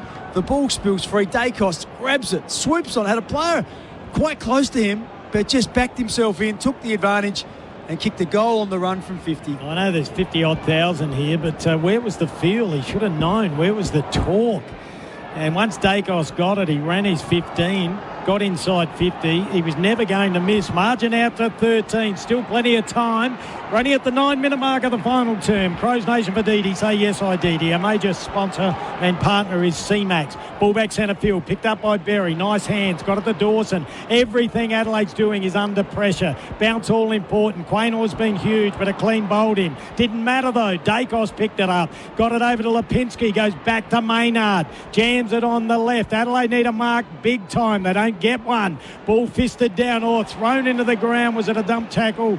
I'm getting desperate now. No, it wasn't. We got a ball up.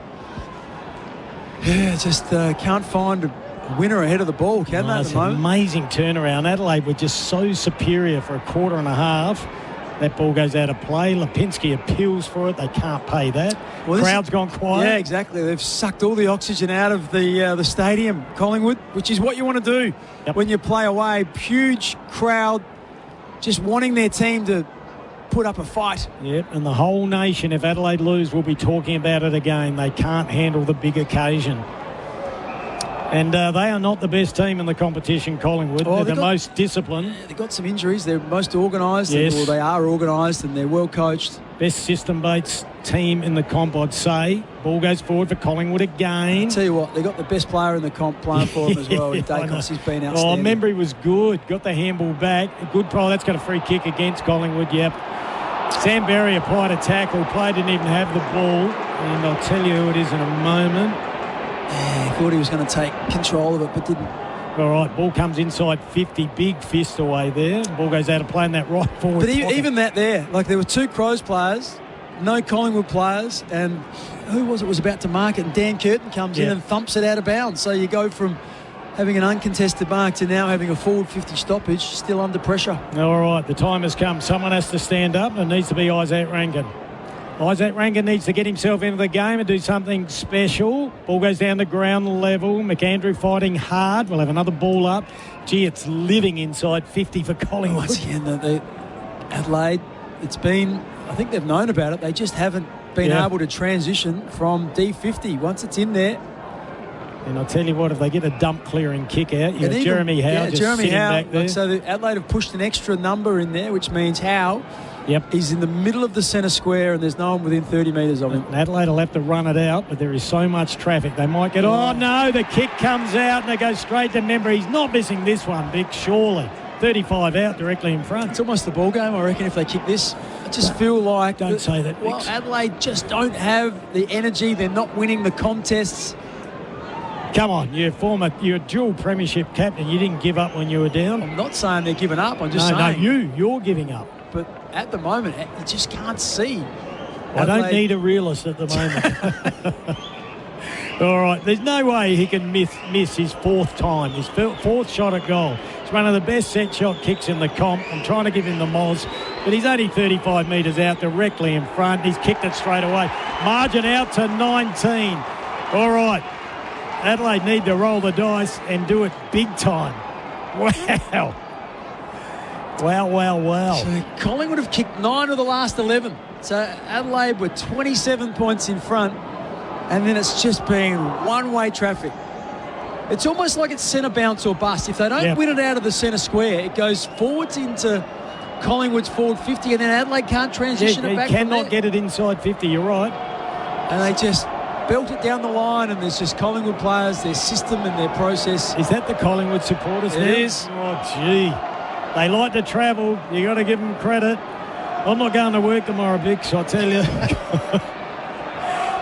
I backed in the tools. Well, hasn't really worked, has it? Haven't seen the Ibis. Where's the 2 goals? Yeah, I know. All right. Well, get him up forward. Fair dinkum. Hadn't even gone in there. Oh, he's up there. Ball all right. If they can get it in there, here we go. Taken by Isaac Cumming. He dropped it. Paddles it forward. Gets a handball out. Now going short. Now's the pass. And the mark's taken by Kilthorpe. All right. The big filthy should drag it back to 13 points. Just look at Maynard just hobbling and coming to the bench now. Just wonder what he's done. Saw him before down on the boundary. Interchange update. Thanks to Uniting SA's winter appeal. He was in medical hands before and doing a few run-throughs on the boundary. So it looks like the left side. He looks like he's got his calf strapped, but he is hobbling. He can't run. He just pointed to his calf then.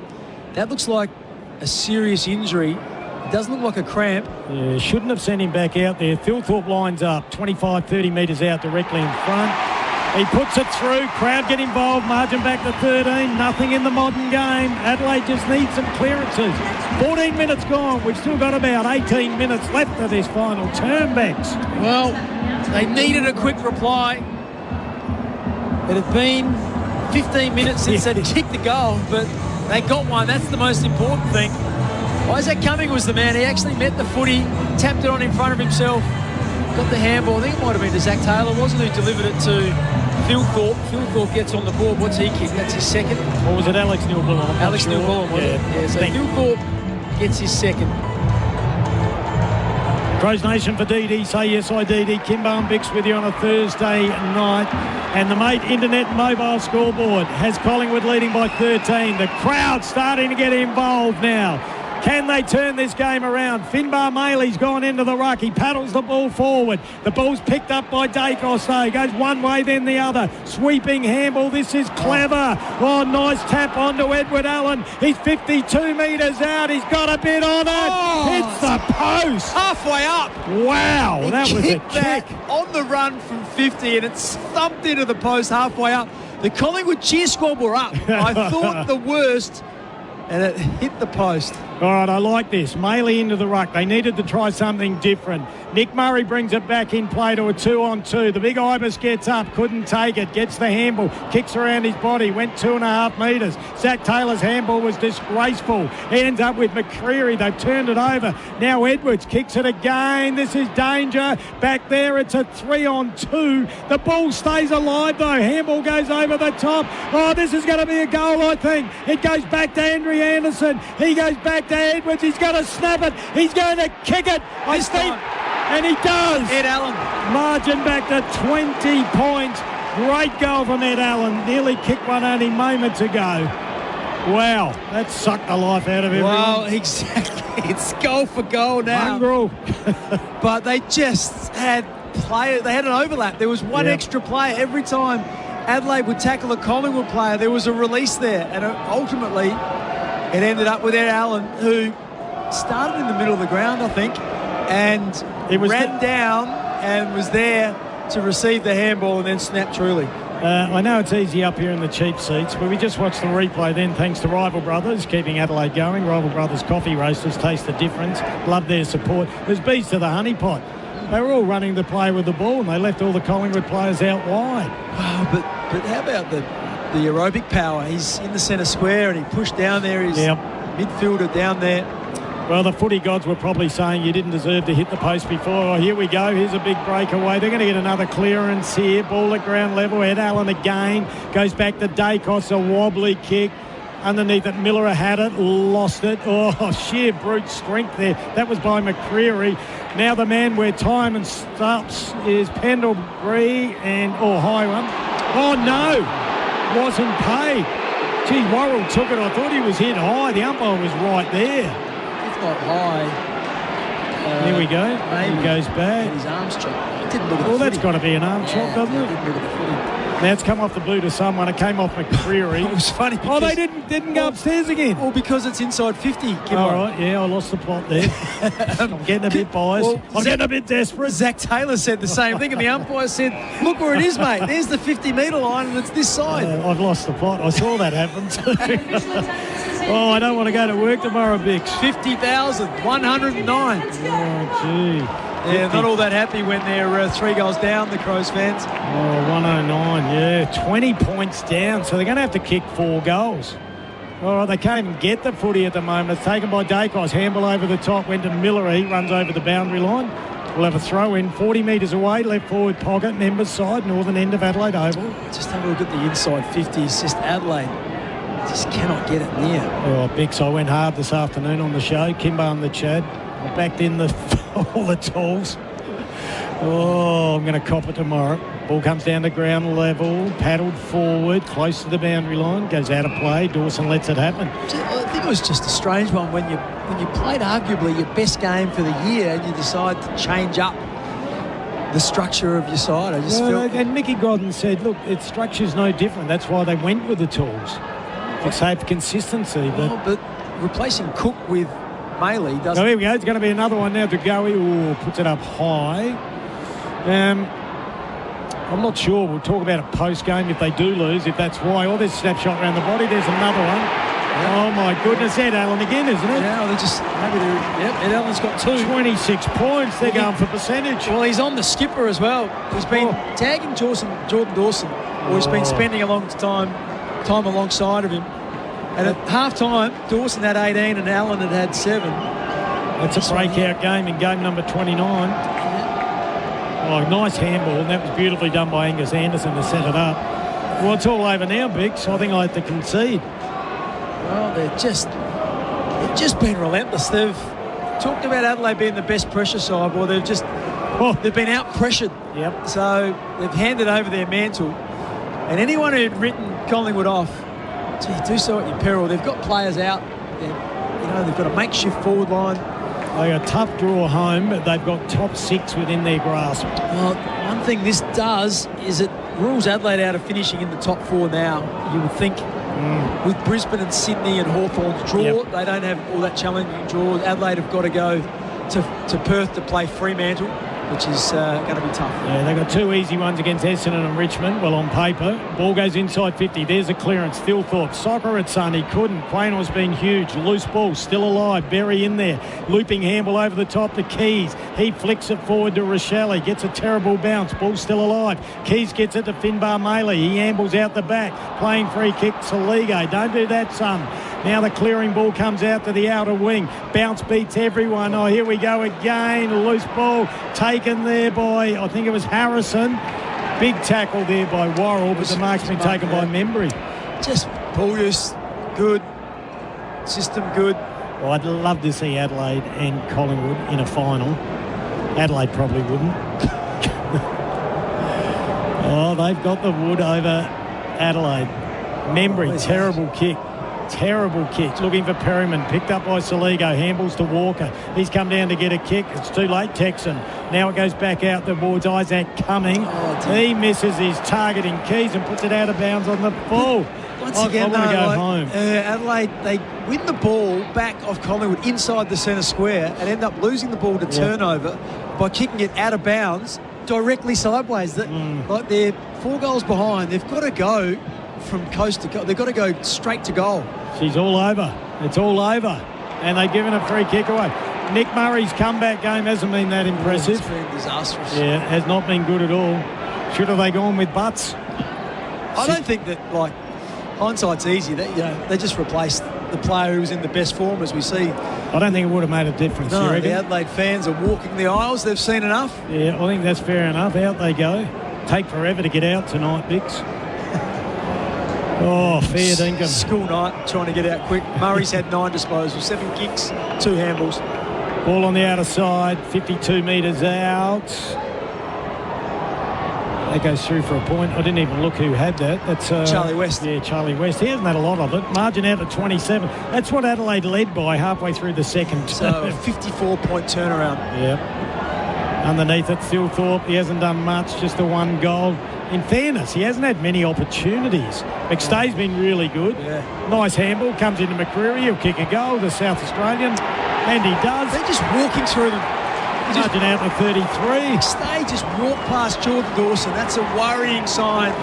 The skipper put an arm out, but he just brushed past him and then gave a beautiful handball over to McStay, who had speed, just brushed past his opponent.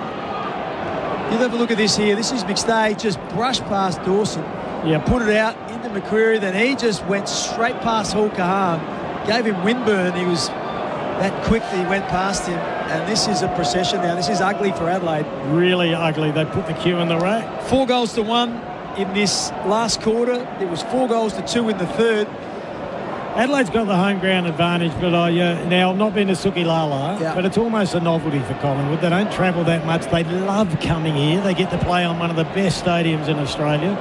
Fly, I know it's all positive thinking, but Fly talks about it, but they genuinely love playing here. Last time they lost here was against Fremantle in gather round. Loose ball, Dawson couldn't get it. Goes out to Ned Long. His wobbly little kick goes to West, wrapped up in a tackle. Wow, play the siren. I tell you what, it's just confusing things everywhere. You've got Toby Murray out there as a forward and Finbar Maley doing the ruck. Why? That's when you're desperate. Yeah. Oh, the big Ibis takes it, plays on. He's kicked to a 1-on-1. The Texans should take it. Oh, big fist away by Howe. Got a mid in there. Ball comes down. Now all the old brigade pick it up. Taken by Sidebottom. Gave it to Quaynor. Now it comes out and the mark's taken by McCreary. We've got Kenny Hinkley in the box next to us. He says, that's my boy. He's playing for us in 2 years. I'll tell you what, it has been just a procession, isn't it? Oh, Jeremy Howe would love that. Ball goes down the line. A 1-on-1 with Taylor Walker. Taylor had him ice cold and he gets a mid in there. It looked like, didn't it? Yeah, Walker just tried to take it on the chest, and he just got an arm between his body and his armpit and forced it away. Look, for certain, Walker was going to mark it. Not too many stylish moments for Adelaide, thanks to kick. So styling, turning no inspections into wow moments, picked up by Rankin. He's been kept out of the game. Ball goes long down the line. Good mark by Phil Thorpe. Got rid of Frampton. So, look, it's been a good contest, those two, but they just haven't been in the action much. Handball goes over to Hall Kahan, drives it in long. Walker underneath takes the mark. Texan can have a shot from 51, and he should. Well, he's actually been Adelaide's best forward. Yeah. He's kicked 3. He had 1 taken off him. He's had 2 goal assists. So there's not much more he can do. He's put himself in good spots. He's been in a lot of contests. Phil Thorpe's been pretty solid. Yep. Maley and Murray haven't seen a lot of it. The Texan, it's going left. Didn't even get there. Yep. Still in play. Isaac coming there. Ball goes out of play, left forward pocket. We're going to throw in. Right, well, they've got chance. We've got about 4.5 minutes to go. 26 minutes gone. Crows Nation for Dee. Say yes, I Dee. I'm having a sickie tomorrow, Biggs. Showed a picture of Darcy Fogarty looking glum in the players' enclosure. He would have loved to have been out there. That's probably the upside, isn't it? He's out, Laird's out. Not everyone's got Laird in their first 22, though, or 23. Collingwood have got a couple out as well. Oh, exactly. No, there's no excuses. They've been the better side. Worrell punches the ball forward. Nicely taken. Look there. at this. West gets the handball over to the goal. They're off to the races. There's no one there. He goes inside 50. Didn't back himself in. Has a shot. Missed it. He could have ran all the way in there, but he didn't back his legs. Well, he fluffed the first bounce, and I think that spooked him. And he knows they're so far in front. The margin is 34 points. Adelaide go down. They've turned it over again. Chris just gets in there. How do you play? Chris gets around everyone. Spears out a pass.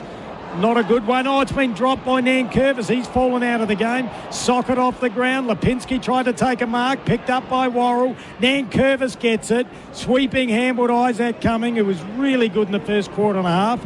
And he had about 18 players like that as well. Now Phil Thorpe takes another one. Out of half-forward flank. Kicks it in long. The big Ibis should take this. Gets up high. Creates a spoil. No one at ground level. Look at him run away. So Walker and Murray go for the ball, and then they just walk it out, Collingwood, because there was no pressure. Where's the small player, though? Now Rankin takes it. He should have a shot for goal. He lines up, and he misses. Across the face. Margin back to 33. Blow the siren. If I buy you a carton of beer, will you do the show with Chad tomorrow? Well, you got to own it. Yeah, no, I will.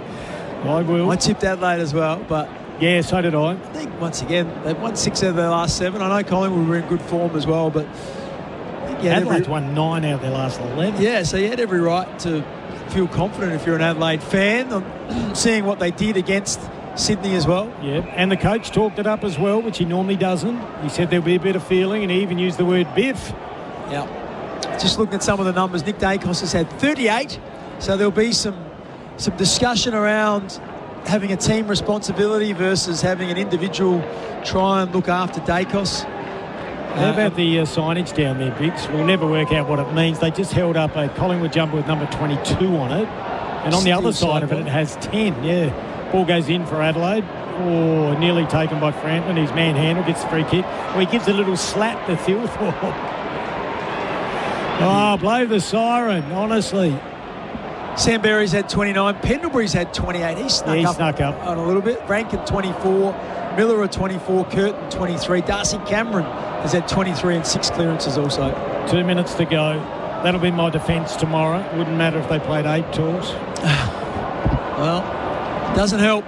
It doesn't help. In the end, you live and die by your decisions. And And everyone knows that they'll be in the Nixie about this. Oh, exactly. If you take a punt and it doesn't work, you're a feather duster. Of course, when it does, you're a rooster. Loose ball taken by Dacos. Handball to Lipinski.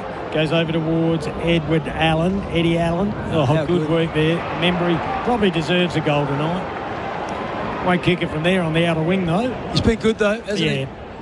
All the boundary updates, thanks to Green Door Pathways, linking employers with military veterans. Love their support. Mark taken by Chris. I genuinely cannot get my head around that. I'm looking here, like, at the Adelaide midfielders who are just entering the forward 50, and Crisp is a midfielder, and he's marked it inside the forward 50 about 6 seconds ago. They're just running and running and running. I love what they've done. They put Still Sidebottom on Taylor Walker. He's had to run down to the back pocket now to pick up Still Sidebottom. The big Texan. Yep. Well, Crisp lines up. It's immaterial, really, isn't it? Yeah. And does he miss everything? No, he goes through for a point. Margin out to 34 points. And that's on the Mate Internet and Mobile scoreboard. $25 off for 6 months with Mate Internet. Save more when you bundle. They come back again. Lipinski. He's going to get his goal. Membry takes an uncontested mark on the goal line, whacks it through. That's his 40 points. That's his second, is it? Sorry. Yeah. 40 points the margin. So 40. Hall Kahan had two players standing next to each other in the pocket, and he's kicked it over their heads. Wow. Straight to, and he ran towards them thinking they would mark it to get a handball back. And it went over their head straight to a Collingwood player. Have a look at this on the replay. Missed two of them. Straight to a Collingwood player in Lipinski. Lipinski kicks it back. There's a guy standing, Membry, in the goal square. Two of them. No one around him. That is the easiest goal he will kick in his career. Fair dinkum. And closest. Hugo Hall Kahan has got his hands on his head. And Craig McRae's a little genius. Yep, he is. There's no question of that. People had written them off. Yep. Too old, too slow. He is superior tactically to Matthew Nicks and the Adelaide coaching team. It's not being disrespectful, it's a fact. He is a very, very good coach. Premiership coach. Yeah. Handball comes out. Dawson gets it. Goes back towards Nankervis. Does a short pass. A hospital ball underneath it. Rankin taken by Berry. Slick handball. Gets it over to Zach Taylor. Hasn't done a lot. Kicks it to the Ibis. He gets a chance to kick one. Can he kick two in the last minute and a half? If you're wondering why I'm saying that, I predicted he'd kick two tonight. Hadn't been up there that much though. Well, he hasn't seen much of it. Nah. Let's have a look at his numbers. They won't be big. He's had 4 disposals, 3 kicks, 1 handball for the night. Well, he only averages He's the 5. lowest ranked player on the ground. He only averages 5 bigs a game.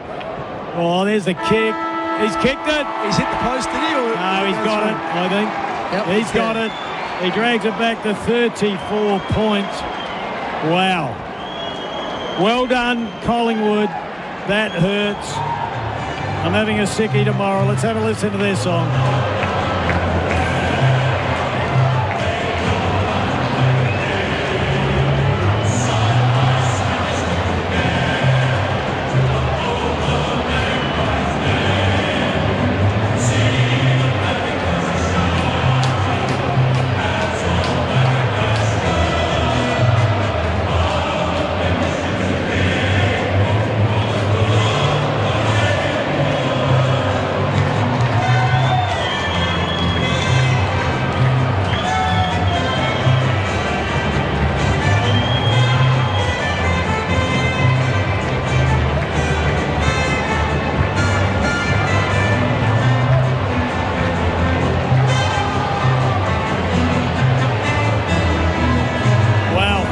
Point margin. All right, it's Crows Nation. We've had enough of that song. Well done to the Collingwood Football Club. They were the superior side for 2.5 quarters, Bix. This is the post-game show for the Crown Inn, a new crown for Ranella, freshly renovated. Chad and I did our show down there, Bix. It looks beautiful. Your family-friendly local in Adelaide's southern suburbs is better than ever. Our major partner is CMAX. Help advance tomorrow's healthcare by joining a paid clinical trial at CMAX. Register today at cmax.com.au. Where was it won? Where was it lost? Yeah, I'm just looking. It's interesting because the inside 50s are pretty even, 49 to 47. It doesn't tell the true story because there were just periods of domination and a lot of the times it went into Adelaide's forward 50, particularly in the second half. There just wasn't the players in there wasn't the method and the movement that they'd had in the first. Pretty much from halfway through the second quarter, or maybe even 20 minutes. 20-minute mark, yeah. 20-minute mark of the second quarter. The game just changed, and it was all in Adelaide's favour. And all of a sudden, the momentum went to Collingwood. They started winning the one-on-one contests, and then they just kept building and building and building, and they kept growing and growing and growing. And the free kick counts were 13 to to 4 at half-time and end up 19-14. So we can just go down and hear from Isaac Cumming, I think. No, we can't get him at the moment, so not sure what he'd have to say. You're right, though, Bix. In that, just turn that down a bit, Travie. Not that much, just a little bit. Thank you. Travis Wakeling, the inserter there, hasn't inserted once tonight, Bix. But I think he's bloody happy, though. I tell you, he's a port man. Good South Australian. I don't know about that. Yeah, but it's interesting because, like in that last quarter, a lot of the numbers evened up. I know that Collingwood kicked 4 goals to 2, so that was the same both the third and the fourth, 4 goals to 2 in each of those quarters. But the clearances got back to Adelaide actually won the overall clearances. They had a good last quarter around the ground. They got their hands on it, but the centre clearances still ended up 14-10, and at one stage that was 11-4. So a little bit of padding that happened late for Adelaide, but it was just for the large periods of the game, Collingwood dominated the centre square. They got it inside their forward 50 and just locked it away. Adelaide could not get it out. They lost all their shape ahead of the footy. They 3 or 4 times in the third quarter, they won the ball. They were running out of defence. They looked up and there was just nobody to kick to. So they had to go sideways or hold on to the footy. Often that created a turnover, and a couple of times just Collingwood went straight back the other way and scored one huge one where Houston tackled Neil Bullen and Nick Dacos took the advantage and kicked a goal, and that just was like a dagger through the heart. I think the mistake got McStay goal from the boundary line, the Checky, in the second term, I think, when they just started to believe. Well, that was, I think, so it ended up being Pendlebury was stopped the rot. He kicked the snap from the top of the goal square. Then it was Howe sort of drifted down and took an uncontested mark 25 metres out amongst 3 Adelaide players, and then McStay with a moment of brilliance kicked a check-sider from the goal line. So the 23-minute mark almost, the 29-minute mark and the 30-minute mark, so 3 goals got it back to 8 points when it was 26 just 6 or 7 minutes prior. Bix, we're going to go over to AFL Nation really shortly. We'll get through a few awards first. In the end, though, it was Collingwood by 34 points. Adelaide led by 27 at the 20-minute mark of the second term. They were controlling the game, and then bang, it turned on its head, like Mark Bickley just told you. Who was the best defender, thanks to Murray Pest Control? Best defender. There were... at different stages, Adelaide looked fantastic. I know Maynard went off. We liked him at half-time. In the first quarter, it was Quaynor who had a stack of the footy. So, he was great as well, but probably Howe in the end. It's Crow Nation, Bix. You want to go? Yeah, well, anyone from Adelaide, if there wasn't. There wasn't a whole lot. Probably Wayne Miller. He was off, though, with his ball disposal. But he was a little bit quiet early on, but he ended up with 24 disposed. He tried hard to try and make something happen. 528 metres gained. So, it was slim pickings, though, for Adelaide because Murray wasn't great. Josh Worrell had moments. But Pest problem, no problem with the team from Murray's. What about a stylish moment, thanks to our good friends at Kixo Styling, turning no inspections into wow moments? I think it was Taylor Walker, some of his work where he was able to kick some goals. And unfortunately, there was that big turning point where it looked like he kicked his second in 2 minutes, but it was just touched. And talk about being a game of inches. That really did just give Collingwood a little bit of a breather. And Texas running around telling everyone it was touched. And a reprieve, and then they kicked the next goal after that. It was that started them on their way. So I think Walker made it look easy. Yeah, right. We'll give that to the Texan, the stylish moment. If you're looking to sell your house, get your real estate agent to get in touch with Kixo Styling to style your house. And as you know, Bix, you'll make tens of thousands more on your sale. They can make it look brilliant. I know Adam Jacane and his team, they're wonderful at turning a Sal's ear into a silk purse. I love it. The Big Duke, he's a good man. This is the post-game show for the Crown Inn, a new crown for Ranella. Freshly renovated, your family-friendly local in Adelaide's southern suburbs is better than ever. What about the McGain Real Estate Mark of the Day? McGain Real Estate sold by McGain again. Yeah, I'm struggling to come up with one. There wasn't a night of high marks, was it? I can't really remember. Thilthorpe in the end. Trav, have you got one? Took a number of contested marks against... he took some clean grabs at the optimum height. Look, we'll give him an honourable mention. Yeah, I think maybe because through volume, I thought Thilthorpe tried really hard tonight. And Bix, you need to do a 3-2-1 before we go over to AFL Nation. So a 3-2-1, Crows players. Yeah, I reckon probably Sam Berry was Adelaide's best player. He had 30 disposals, 10 clearances, 6 tackles, and just tried his heart out all night. When Adelaide were going well, he was part of the instigator. I thought Taylor Walker, probably 2 votes, second best player. Like, in the end, I reckon he's had a couple of goal assists. He's kicked 3 goals himself. Just as we're looking at Jordan De Goey getting chaired off in front of about 500 Collingwood faithfuls, and this will be a memorable 200th game for him. I don't want them coming over anymore, Collingwood. They love it here. And the one, I'm struggling to find who might be the one vote. Like, I'm happy to take some direction. I tell you what. Miller has had Dan Curtin, maybe? Yeah, I don't know. Dan Curtin had a bit of it, but I just didn't like his disposal. I thought he gave it back a couple of times. The big problem is they all played a quarter and a half at the start of the game and then fell out. So Jordan Dawson tried hard, but not his usual standard. Isaac Rankin had a fair bit of it. But, yeah, it's hard to find a one vote. After a 34-point loss, I think all the Crow supporters that are listening couldn't care who got one vote for coming third. I'm with you. Because we're polishing it, is what we're trying to do here. All the celebrations down in the rooms, they'll be thanks to Tobin Brothers Funerals, celebrating lives. AFL Nation will throw down there very shortly. Once again, we love the support we get from the Crown Inn. A new Crown for Ranella, freshly renovated. Your family-friendly local in Adelaide's southern suburbs is better than ever. All righty. We are now going to go across. Bix, thank you. Thank you, Kim. Great job. I beg you to fill in for me tomorrow with Chad, because I will not hear the end of this. But I got broad shoulders. I can cop it. They were outplayed, weren't they, comprehensively? Too good tonight, Collingwood, and they've done it consistently, and it's shown Adelaide up, unfortunately. So back to the drawing board.